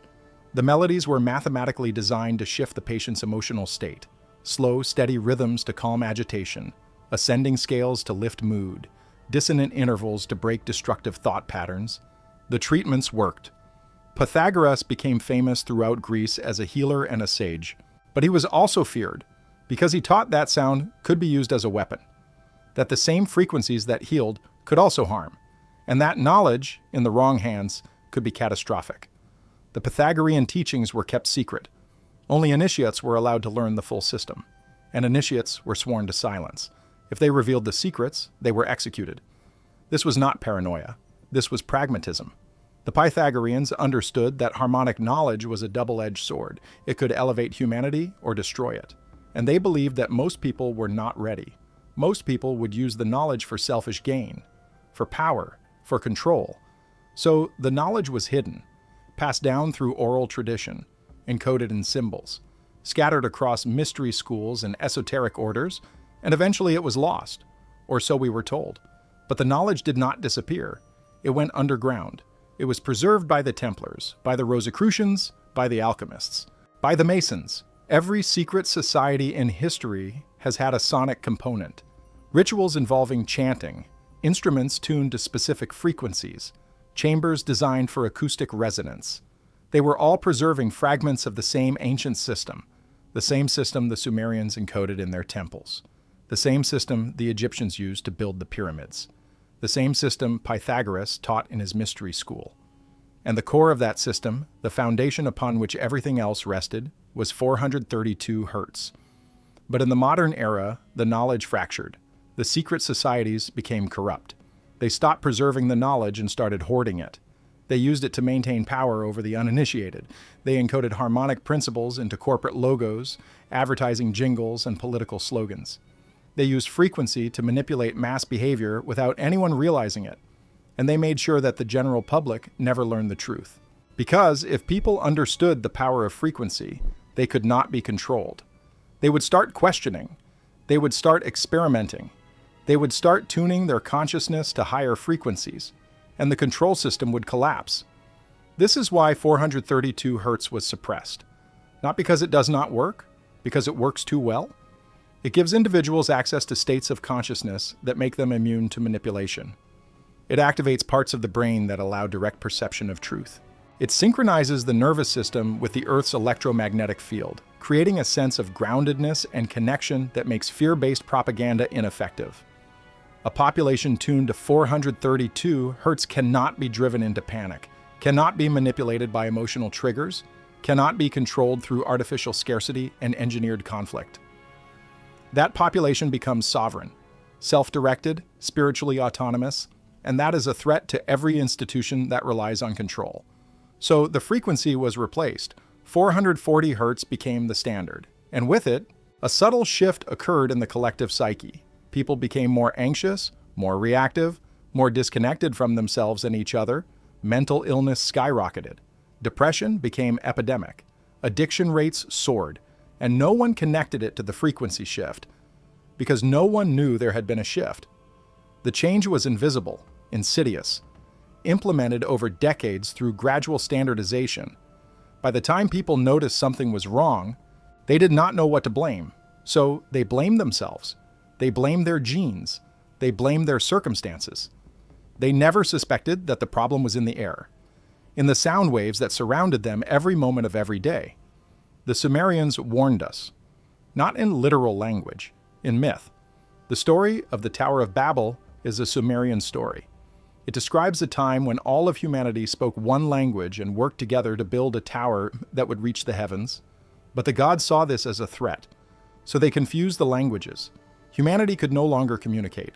The tower collapsed, and humanity scattered across the earth, fragmented and powerless. This story is not about a physical tower. It is about a vibrational tower, a collective alignment of consciousness that allowed humanity to access higher realms. The confusion of languages is the disruption of that alignment. The scattering of humanity is the disconnection from the source frequency. And the gods who cause the confusion are the forces that benefit from keeping humanity divided and controlled. But the story does not end there. The Sumerians also left us the story of Inanna's descent into the underworld. Inanna, the goddess of heaven, descends into the realm of the dead to confront her shadow. At each of the 7 gates, she is stripped of one of her divine powers. By the time she reaches the bottom, she is naked, powerless, utterly vulnerable. She is killed, hung on a meat hook, left to rot. But then something happens. Her servant, Ninshubur, performs a ritual. She appeals to the gods, and Inanna is resurrected. She returns to the surface, transformed. She has confronted death and emerged stronger. This story is an initiatory allegory. It describes the process of spiritual death and rebirth. The descent into the underworld is the descent into the unconscious. The stripping away of divine powers is the dissolution of the ego. The death is the annihilation of the false self. And the resurrection is the emergence of the true self, the self that is aligned with the source, the self that vibrates at 432 Hertz. This is the journey every human must take, not physically, psychologically, spiritually. You must descend into your own underworld. You must confront your shadow. You must die to your old self. And when you emerge, you will be tuned to a different frequency. You will perceive reality differently. You will no longer be susceptible to the same manipulations. You will be sovereign. And that sovereignty begins with sound. The Sumerians gave us the roadmap, but we have to walk the path. No one can do it for us. No guru, no teacher, no technology. The journey is internal. And the key is resonance. You start by exposing yourself to 432 Hertz. You listen, you feel, you allow the frequency to recalibrate your nervous system. And as your nervous system recalibrates, your perception shifts. You start to notice things, patterns, synchronicities, connections that were always there but were previously invisible. You start to hear the music of the spheres, not metaphorically, literally. You become aware of the vibrational field that underlies reality, and you realize that you are not separate from that field. You are part of it. You are a note in the cosmic symphony. And when you tune yourself to the right frequency, you harmonize with the whole. This is what the Sumerians meant by becoming divine. Not that you become a god, but that you recognize the divine within yourself, the part of you that is eternal, the part of you that vibrates in harmony with the source, the part of you that the control system cannot touch, because it exists beyond the material, beyond the mental, beyond the reach of fear and propaganda and manipulation. And that part of you is activated by frequency, by 432 Hertz. So the question is not whether 432 Hertz works. The question is, are you ready to use it? Are you ready to step outside the control system? Are you ready to tune yourself to the frequency of truth? Because once you do, there is no going back. You will see the world differently. You will hear the lies. You will feel the manipulation. And you will no longer be able to pretend that everything is fine. You will have a choice: conform or create, submit or sovereignty, fear or frequency. The Sumerians made their choice 5,000 years ago. They chose frequency. They chose sovereignty. And they left us the tools to make the same choice.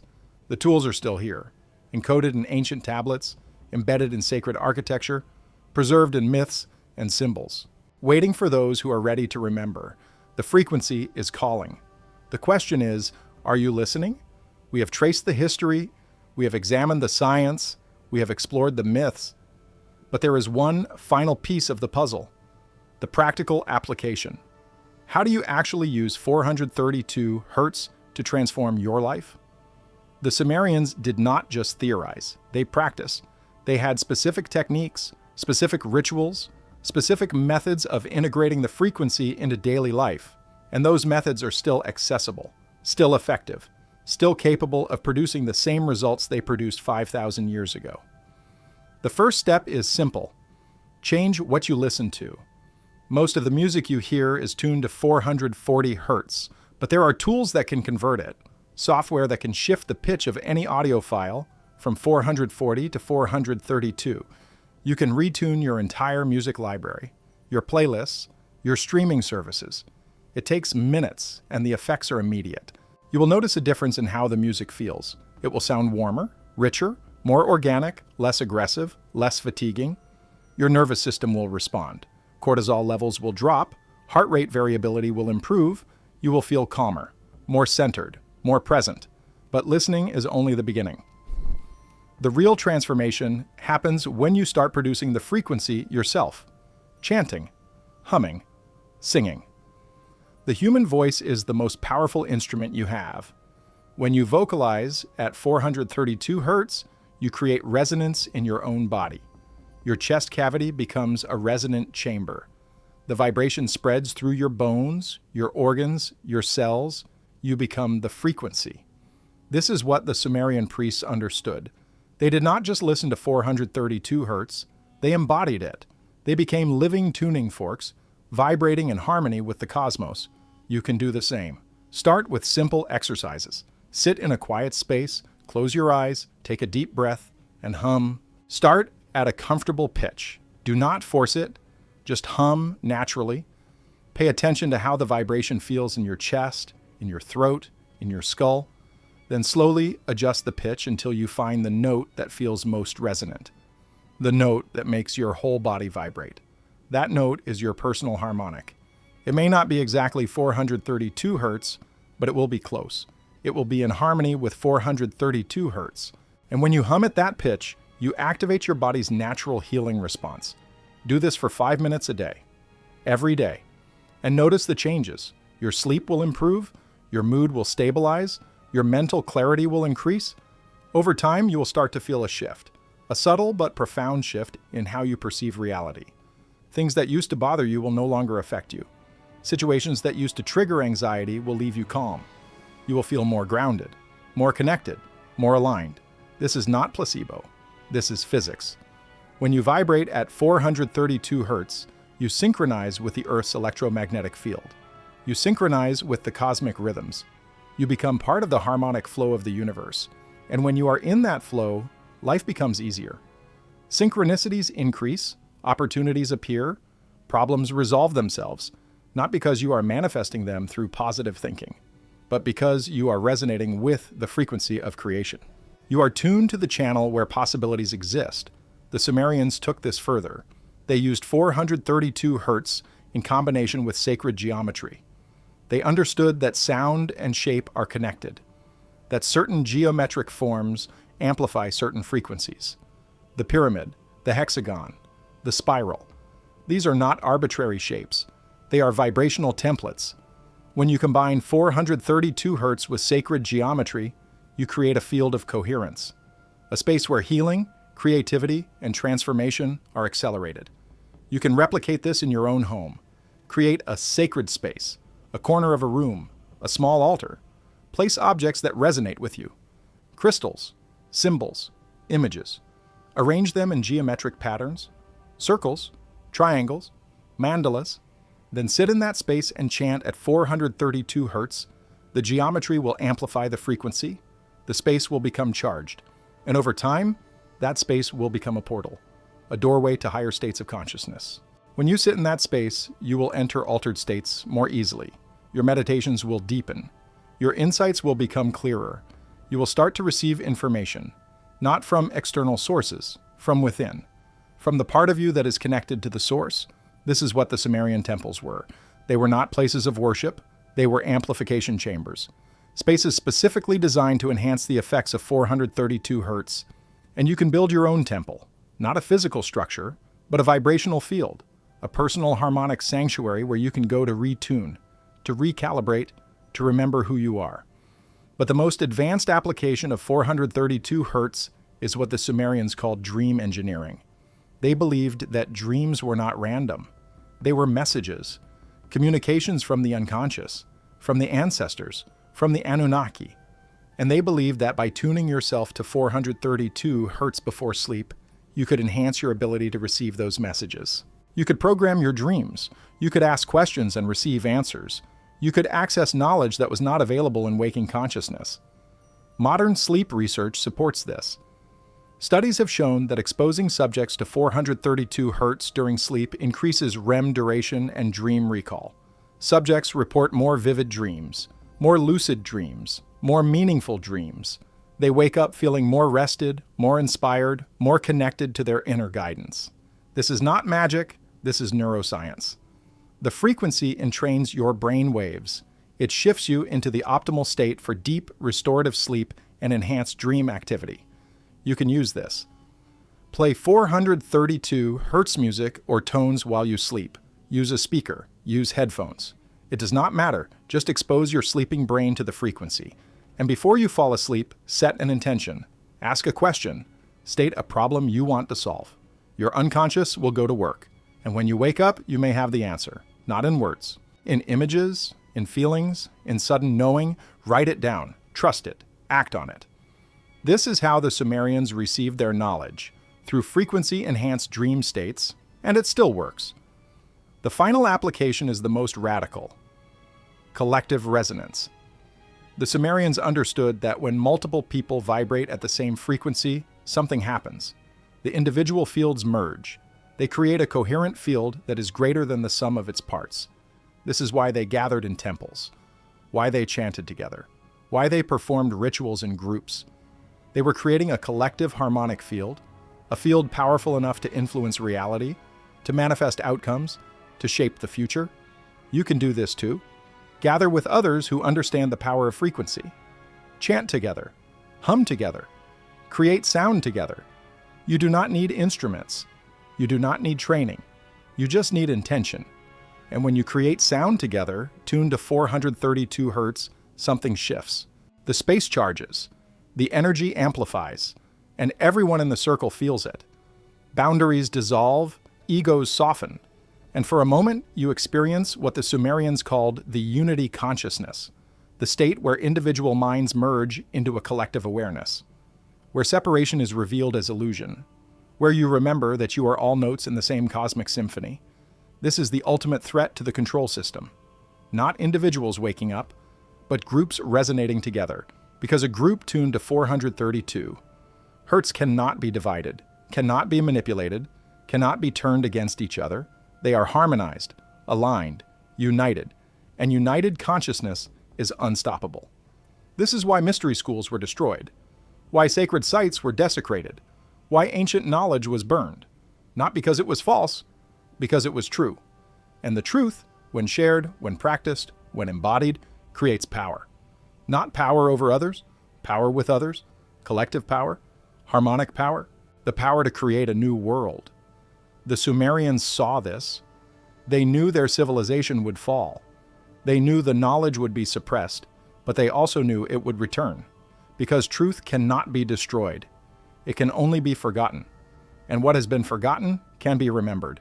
The frequency is still here. 432 Hertz has not been erased. It has been buried.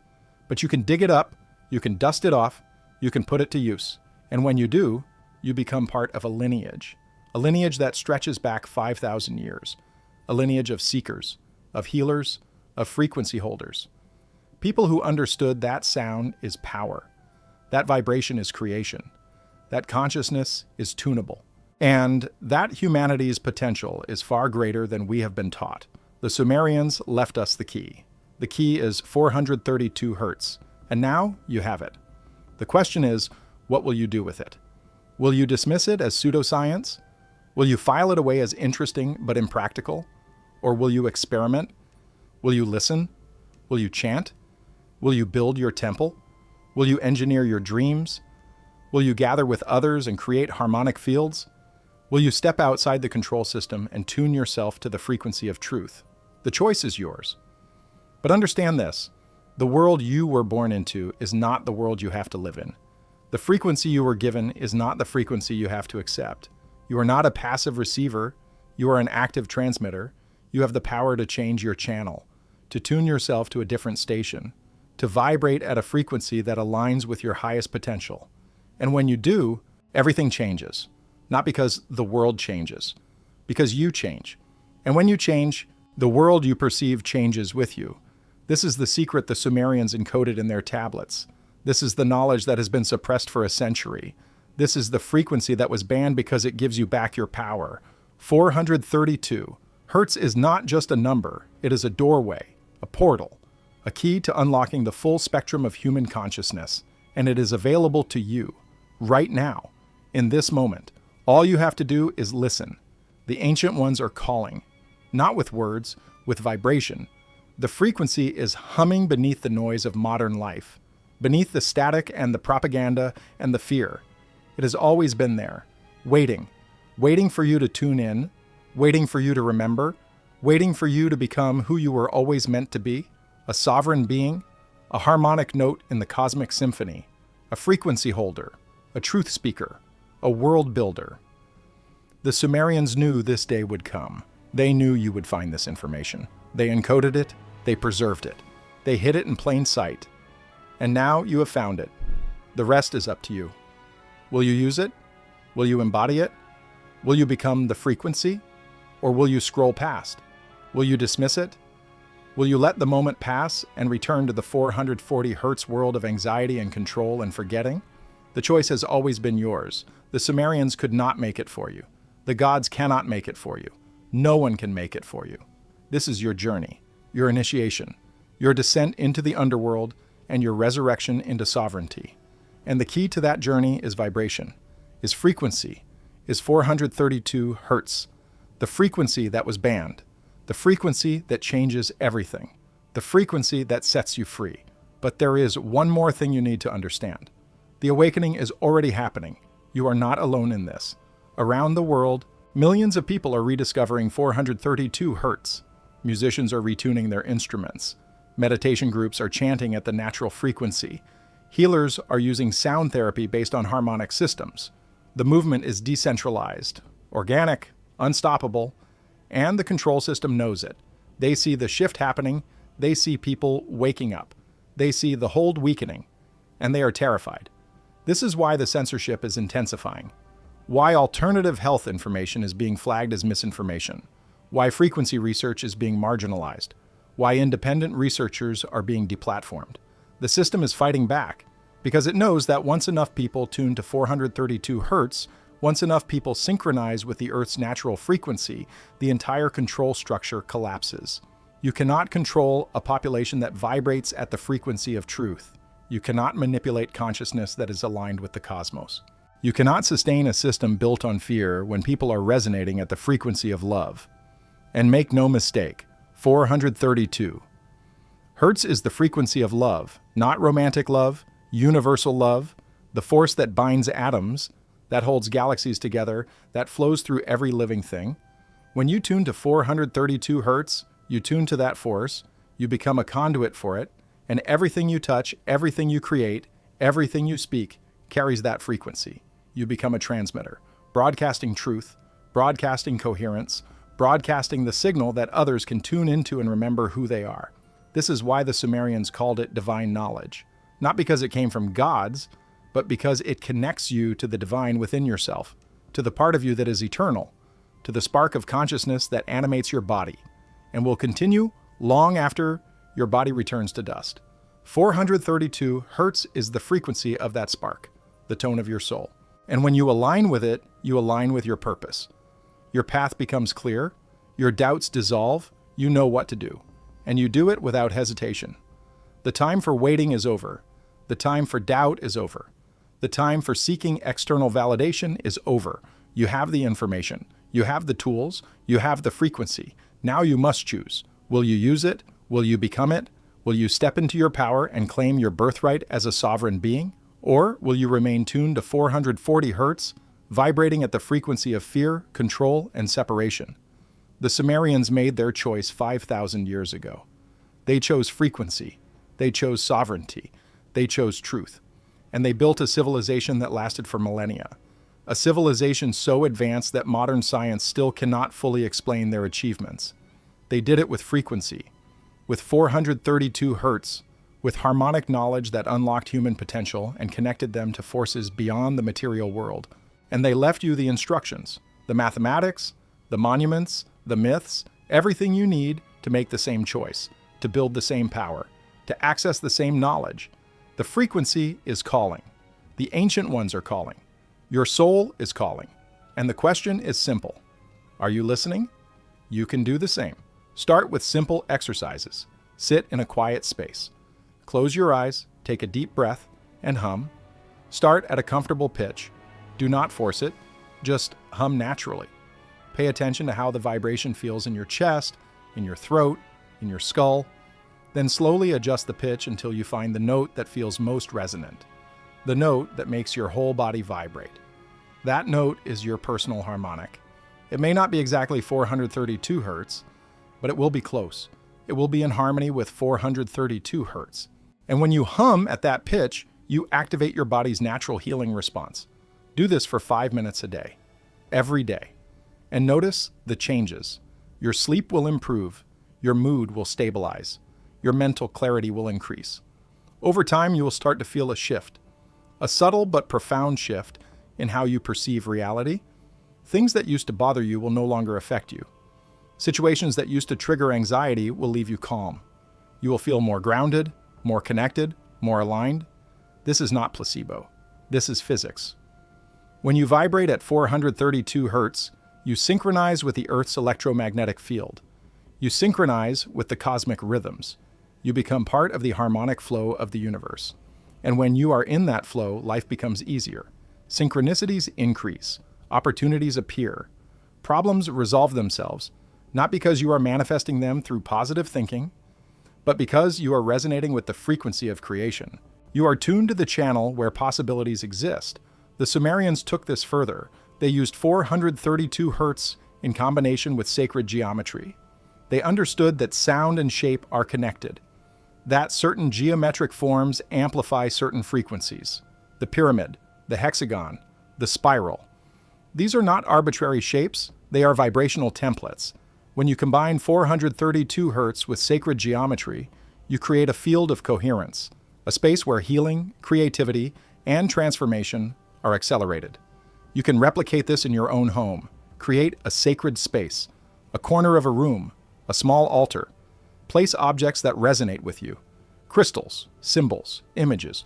Arrange them in geometric patterns, circles, triangles, mandalas. Then sit in that space and chant at 432 Hertz. The geometry will amplify the frequency. The space will become charged. And over time, that space will become a portal, a doorway to higher states of consciousness. When you sit in that space, you will enter altered states more easily. Your meditations will deepen. Your insights will become clearer. You will start to receive information, not from external sources, from within, from the part of you that is connected to the source. This is what the Sumerian temples were. They were not places of worship. They were amplification chambers, spaces specifically designed to enhance the effects of 432 Hertz, and you can build your own temple. Not a physical structure, but a vibrational field, a personal harmonic sanctuary where you can go to retune, to recalibrate, to remember who you are. But the most advanced application of 432 Hertz is what the Sumerians called dream engineering. They believed that dreams were not random. They were messages. communications from the unconscious, from the ancestors, from the Anunnaki. And they believed that by tuning yourself to 432 Hertz before sleep, you could enhance your ability to receive those messages. You could program your dreams. You could ask questions and receive answers. You could access knowledge that was not available in waking consciousness. Modern sleep research supports this. Studies have shown that exposing subjects to 432 Hertz during sleep increases REM duration and dream recall. Subjects report more vivid dreams, more lucid dreams, more meaningful dreams. They wake up feeling more rested, more inspired, more connected to their inner guidance. This is not magic. This is neuroscience. The frequency entrains your brain waves. It shifts you into the optimal state for deep, restorative sleep and enhanced dream activity. You can use this. Play 432 Hertz music or tones while you sleep. Use a speaker, use headphones. It does not matter. Just expose your sleeping brain to the frequency. And before you fall asleep, set an intention. Ask a question. State a problem you want to solve. Your unconscious will go to work, and when you wake up, you may have the answer. Not in words. In images, in feelings, in sudden knowing. Write it down, trust it, act on it. This is how the Sumerians received their knowledge, through frequency-enhanced dream states, and it still works. The final application is the most radical: collective resonance. The Sumerians understood that when multiple people vibrate at the same frequency, something happens. The individual fields merge. They create a coherent field that is greater than the sum of its parts. This is why they gathered in temples, why they chanted together, why they performed rituals in groups. They were creating a collective harmonic field, a field powerful enough to influence reality, to manifest outcomes, to shape the future. You can do this too. Gather with others who understand the power of frequency. Chant together, hum together, create sound together. You do not need instruments, you do not need training, you just need intention. And when you create sound together, tuned to 432 Hertz, something shifts.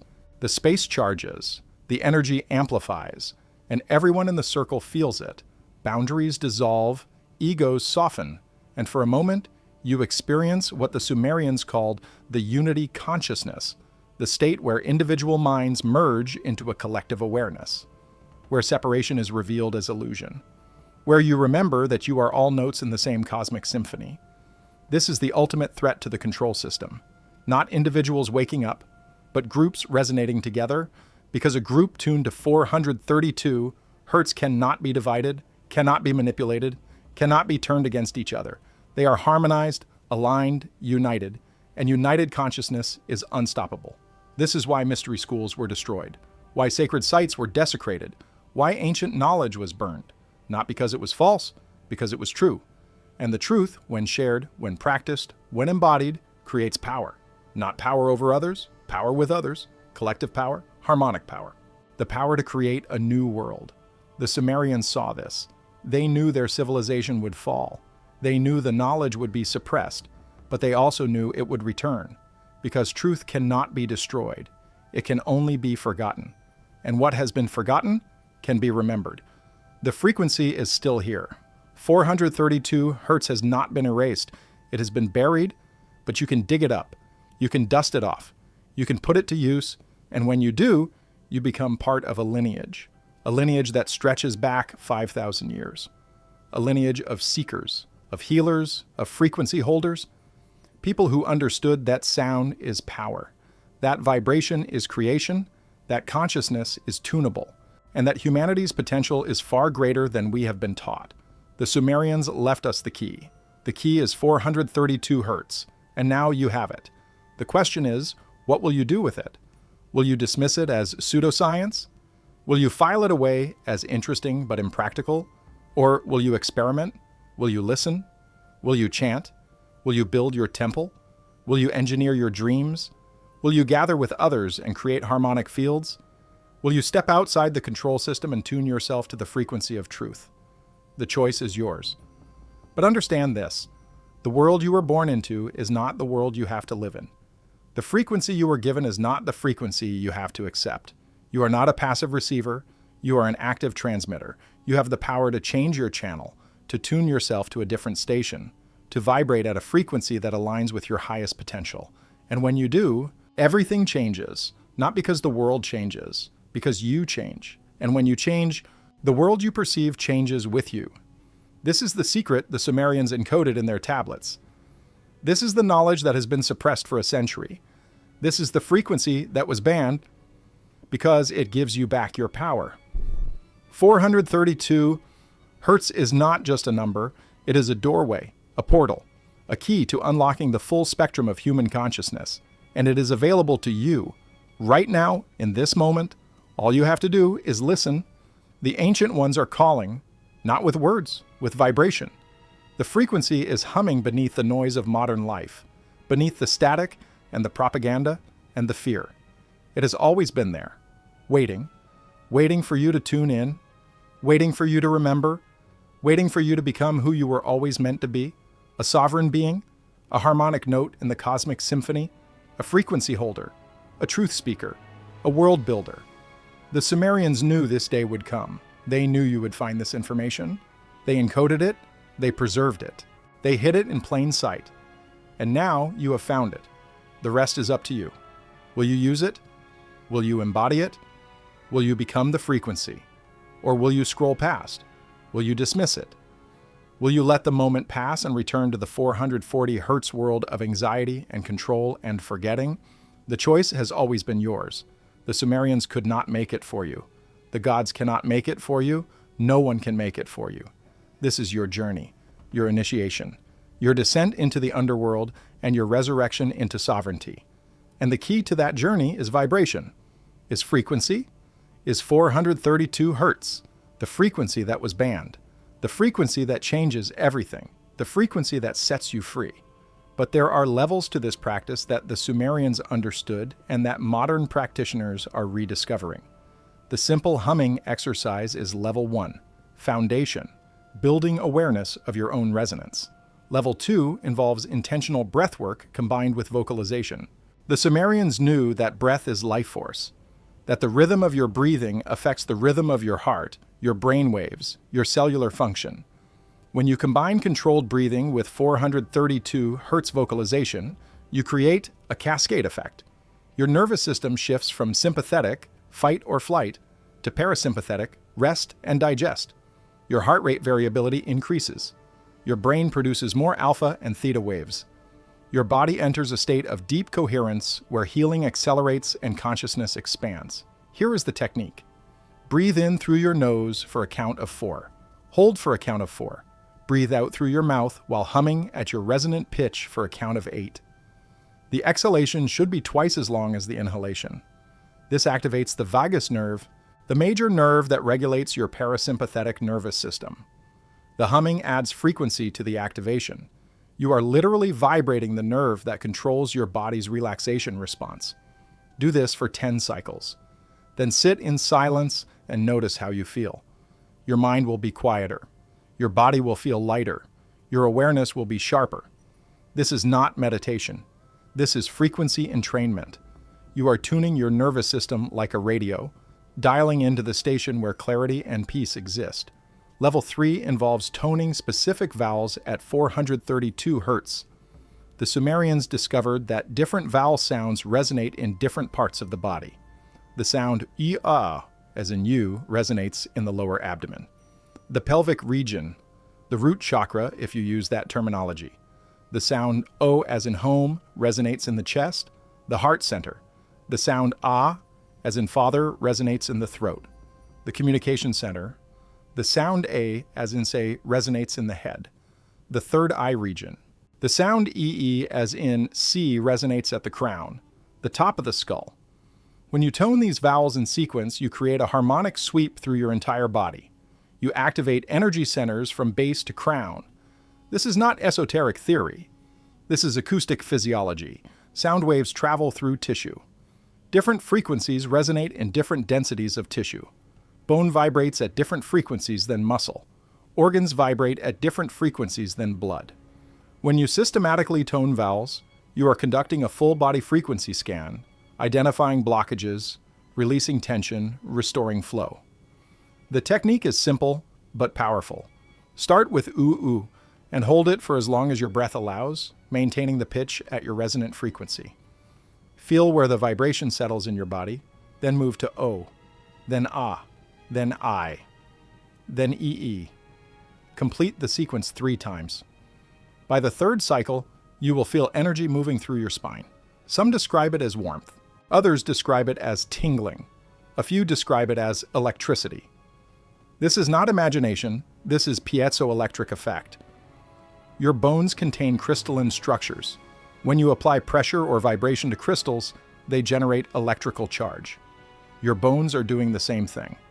The frequency you are producing is creating measurable electrical activity in your skeletal system. That electrical activity influences your nervous system, your muscular system, your circulatory system. Everything is connected. Everything responds to frequency. Level 4 is where the Sumerians went next. Harmonic overtone chanting. This is advanced. It requires practice, but the results are profound. The human voice can produce more than one note simultaneously. When you shape your mouth and throat correctly while sustaining a low fundamental tone, overtones emerge. Higher frequencies that ring above the bass note. Tibetan monks do this. Tuvan throat singers do this. The Sumerians did this. The technique creates a chord inside your own body, multiple frequencies vibrating simultaneously.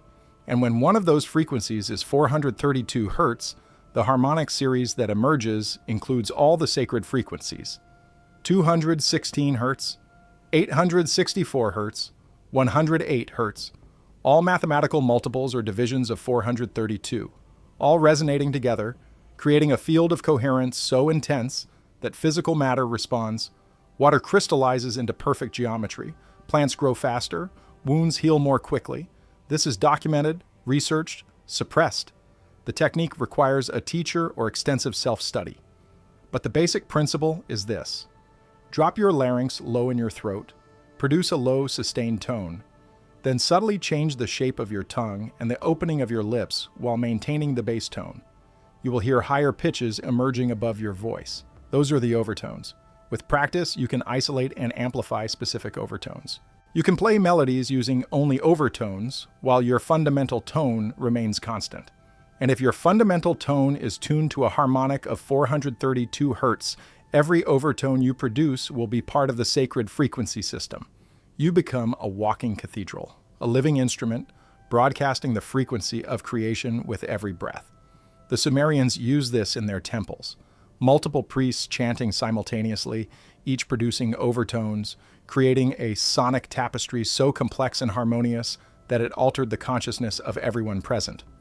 Modern researchers have attempted to recreate this in acoustic chambers. The results are consistent. Participants report time distortion, synesthetic experiences, out-of-body sensations, direct contact with non-physical intelligence. These are not hallucinations. These are the predictable effects of exposing human consciousness to highly coherent harmonic fields. The brain cannot process the information through normal sensory channels. So it creates new channels. It expands. It perceives dimensions of reality that are normally invisible.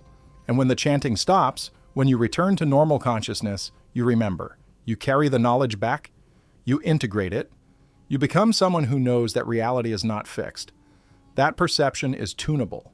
That the impossible is simply frequency outside your current range. This is what the mystery schools taught. This is what the initiations were designed to trigger. Not belief, experience. You cannot argue with direct experience. You cannot unsee what you have seen. You cannot unknow what you have known. And once you experience the reality-altering power of frequency, once you touch the field of infinite possibility, you can never go back to the limited, controlled, fear-based reality that the system wants you to inhabit. You are free, permanently, irreversibly. And that freedom spreads because you cannot help but share it, cannot help but teach it, cannot help but embody it in everything you do. There are groups forming around the world, frequency circles, harmonic healing communities, sound sanctuaries. They meet in living rooms, in parks, in rented spaces. They gather in silence. Then someone begins to hum, others join, the sound builds, harmonics emerge, and for 30 minutes, for an hour, for however long the energy sustains, they create a collective field.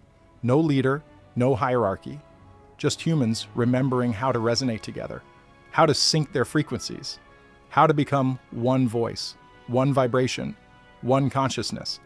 And when the session ends, when they return to their separate lives, they carry that coherence with them, into their families, into their workplaces, into their communities. The frequency spreads, silently, invisibly, unstoppably. This is the real revolution. Not political, not economic, vibrational. A shift in the base frequency of human consciousness. And it is happening now. The control system sees it. They track it through social media mentions, through book sales, through streaming data. They see the exponential growth curve.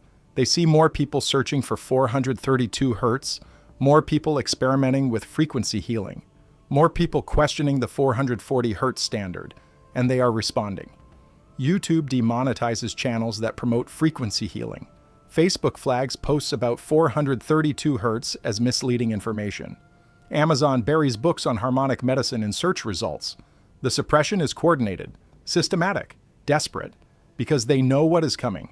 They know that when critical mass is reached, when enough humans synchronize at 432 Hertz, the control system collapses. Not through violence, through resonance. The system simply cannot maintain coherence in a population vibrating at a higher frequency. It dissolves, like a sandcastle hit by a wave, like a lie exposed to truth. You are part of this wave, whether you realize it or not. The fact that you are reading these words, that you have stayed with this information for this long, means you are already tuned to the frequency, already responding to the call, already part of the shift. Your role is not to convince others, not to evangelize, not to force the knowledge on people who are not ready. Your role is to embody it, to live it, to become the frequency so completely that others feel it when they are near you. They will not know why they feel calmer around you, why conversations with you leave them feeling clearer, why problems seem to solve themselves when you are involved.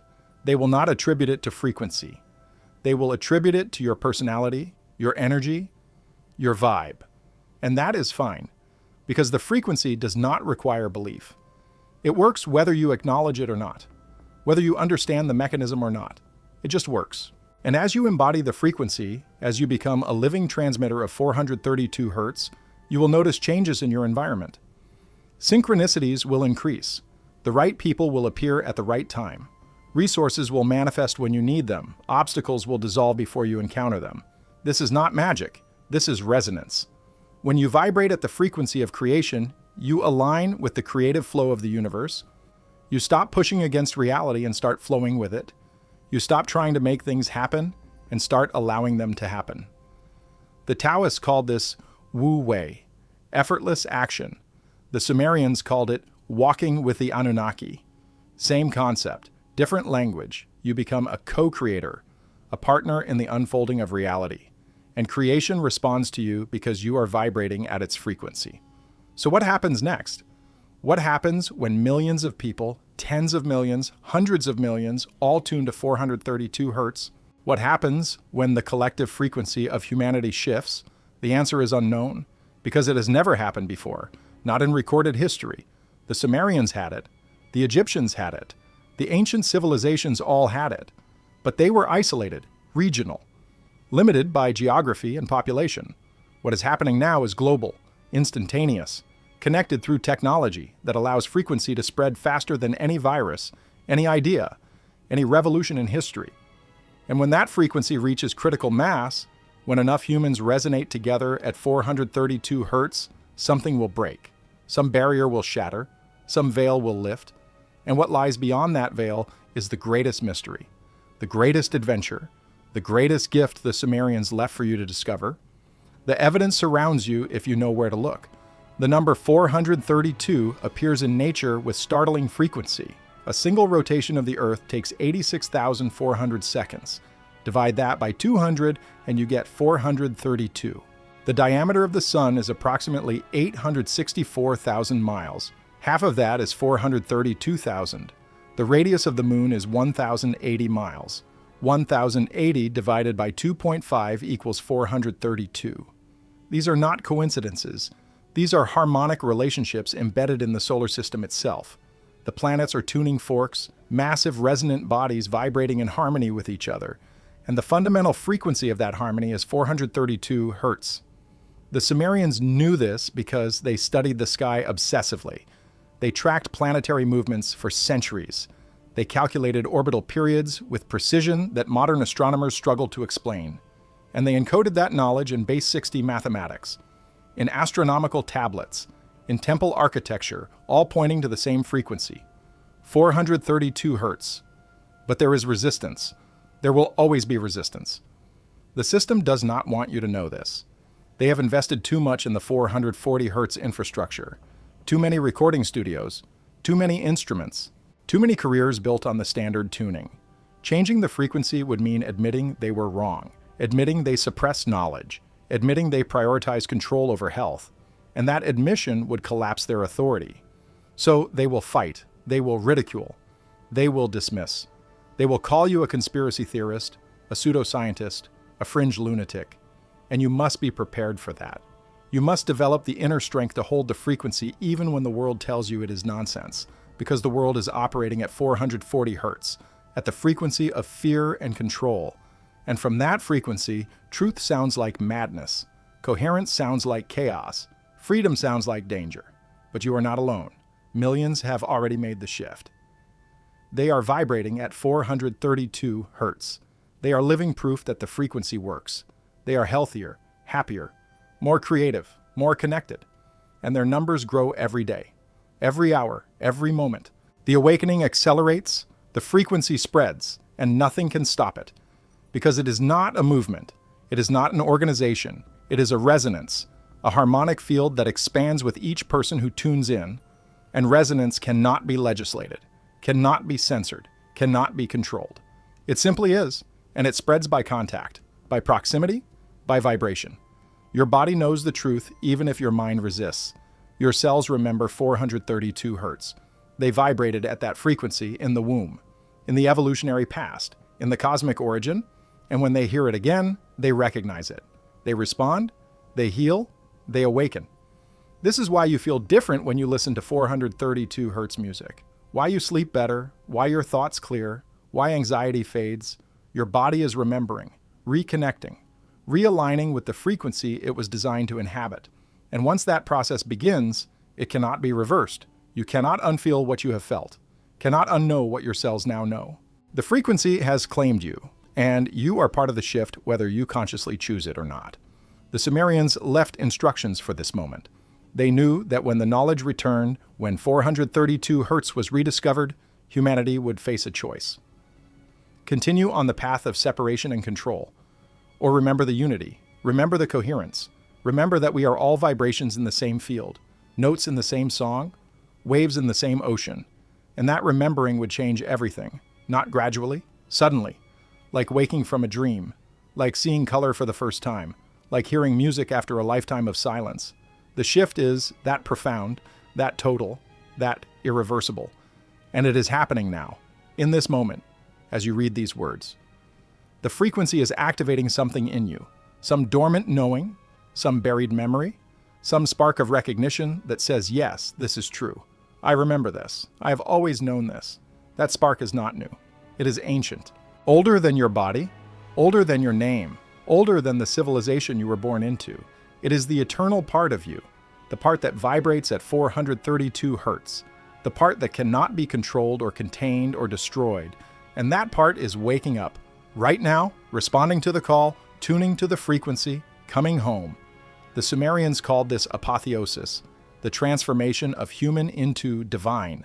Not divine as in supernatural, divine as in natural, as in aligned with nature, with the cosmos, with the fundamental frequency of creation. You are always divine. You just forgot. 440. Hertz made you forget. 432. Hertz makes you remember. And remembering is not a passive act. It is a radical reclamation of power, of sovereignty, of truth. You are remembering that you are not a victim, not a consumer, not a cog in a machine. You are a frequency, a vibration, a note in the cosmic symphony.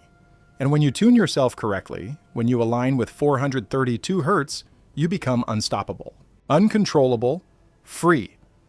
This is the knowledge the Sumerians died protecting.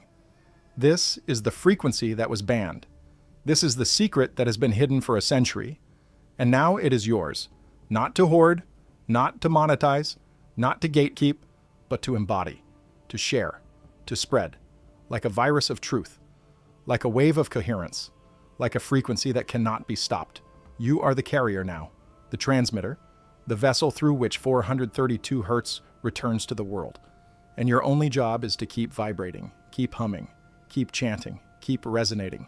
The frequency will do the rest. It will attract others, it will heal what is broken, it will dissolve what is false, it will build what is true. And you will be part of the greatest transformation in human history, not because you chose it, because the frequency chose you, and you answered the call. The Sumerians are watching, not from heaven, not from the grave, from the frequency itself, because consciousness does not die. It just changes form, changes frequency, and they are still vibrating at 432 Hertz, still broadcasting, still calling, still waiting for those who will listen. And you heard them. You are here. You made it to the end of this transmission. And that means you are ready. Ready to tune in. Ready to remember. Ready to become the frequency. The question now is not whether you believe. The question is whether you will act, whether you will hum, whether you will chant, whether you will vibrate, whether you will become the change, the shift, the frequency, the truth. 432 Hertz is calling. The ancient ones are calling. Your soul is calling. And the only response is to become the sound, to embody the frequency, to live the truth, to set yourself free. The Sumerians gave you the key. Now unlock the door, step through, and never look back. The mechanics of this transformation are simple, but must be understood clearly. When you begin working with 432 Hertz, your body undergoes a recalibration process. The first week, you may feel nothing. Your nervous system is accustomed to 440 Hertz. It has been conditioned by decades of exposure. Changing that conditioning takes time. But by the second week, subtle shifts appear. Your sleep deepens. Dreams become more vivid. Anxiety levels drop slightly but noticeably. By the third week, the changes accelerate. Mental clarity improves. Emotional reactivity decreases. You find yourself less triggered by situations that previously upset you. By the fourth week, the transformation becomes undeniable. You feel different, you think different, you perceive reality differently, and there is no going back. But this process requires consistency. You cannot listen to 432 Hertz music once and expect permanent change. You cannot chant for 5 minutes and unlock all of human potential. The frequency is not a magic bullet. It is a practice, a discipline, a commitment to aligning yourself with natural harmony rather than artificial dissonance. The Sumerians understood this. Their priests trained for years. They lived in temples designed for acoustic resonance. They immersed themselves in the frequency until it became their baseline, until they vibrated at 432 Hertz even in silence. That is the goal. Not to listen to the frequency, but to become the frequency. To embody it so completely that your presence alone shifts the vibration of every space you enter.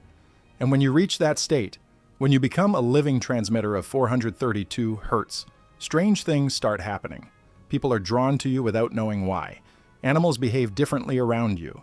Plants seem to grow better in your presence. Technology acts strangely. Clocks speed up or slow down. Electronics glitch. Lights flicker. This is not supernatural. This is physics. You are broadcasting a frequency that affects the electromagnetic field around you. And everything in that field responds, synchronizes, entrains. This is what the Sumerians meant when they said the priests had power over matter. Not telekinesis, not magic, frequency, resonance, the ability to influence the vibrational state of their environment simply by being in it. And you can develop the same ability through practice, through dedication, through unwavering commitment to the frequency. The world needs this now more than ever. The collective frequency of humanity has been steadily declining for decades. Depression is epidemic. Suicide rates climb, mass shootings increase, political polarization intensifies, social media addiction consumes billions. The fabric of civilization is fraying, and all of it is frequency. All of it is the result of living in a 440 Hertz world, a world tuned to dissonance, to separation, to fear. But you can change that. Not by convincing anyone, not by arguing, not by protesting, by vibrating, by holding the frequency, by becoming an anchor point of coherence in a sea of chaos. And as you hold that frequency, others will feel it. They will gravitate toward you. they will unconsciously sync their frequency to yours. And slowly, person by person, interaction by interaction, the collective frequency shifts. This is how revolutions happen, not through violence, through resonance, through the quiet, persistent, unstoppable spread of a frequency that humans recognize at a cellular level as truth. The Sumerians encoded one final message in their tablets, a prophecy, a warning, and a promise. They said that when the frequency returns, when 432 Hertz is rediscovered and embraced by enough humans, the gods will return. Not literally, not as physical beings descending from the sky, but as a shift in collective consciousness, as an opening to dimensions of reality that have been closed for millennia, as a reconnection to the source, to the field, to the infinite intelligence that underlies all existence. They called it the return of the Anunnaki. Modern mystics call it the awakening. Scientists call it a phase transition in consciousness. The words do not matter. The frequency does. And when critical mass is reached, when enough humans vibrate at 432 Hertz, the shift will be instantaneous, global, irreversible, and everything will change. Not gradually, suddenly, in a moment, in the twinkling of an eye, like a light switch flipping, like a dam breaking, like a frequency locking into phase, and humanity will remember what it forgot, will reclaim what it lost, will become what it always was. Divine, sovereign, free, vibrating at 432 Hertz, the frequency of creation, the frequency of truth, the frequency that was banned, the frequency that changes everything. Your journey begins now. With the next breath, with the next hum, with the next choice to align with truth rather than comfort, to resonate with nature rather than system, to become frequency rather than noise. The Sumerians are waiting. The ancient ones are waiting. Your highest self is waiting. And all of creation is vibrating at 432 Hertz, humming the song of existence, inviting you to join the chorus. Will you answer? Will you sing? Will you become the frequency? The choice is yours, and the frequency is calling.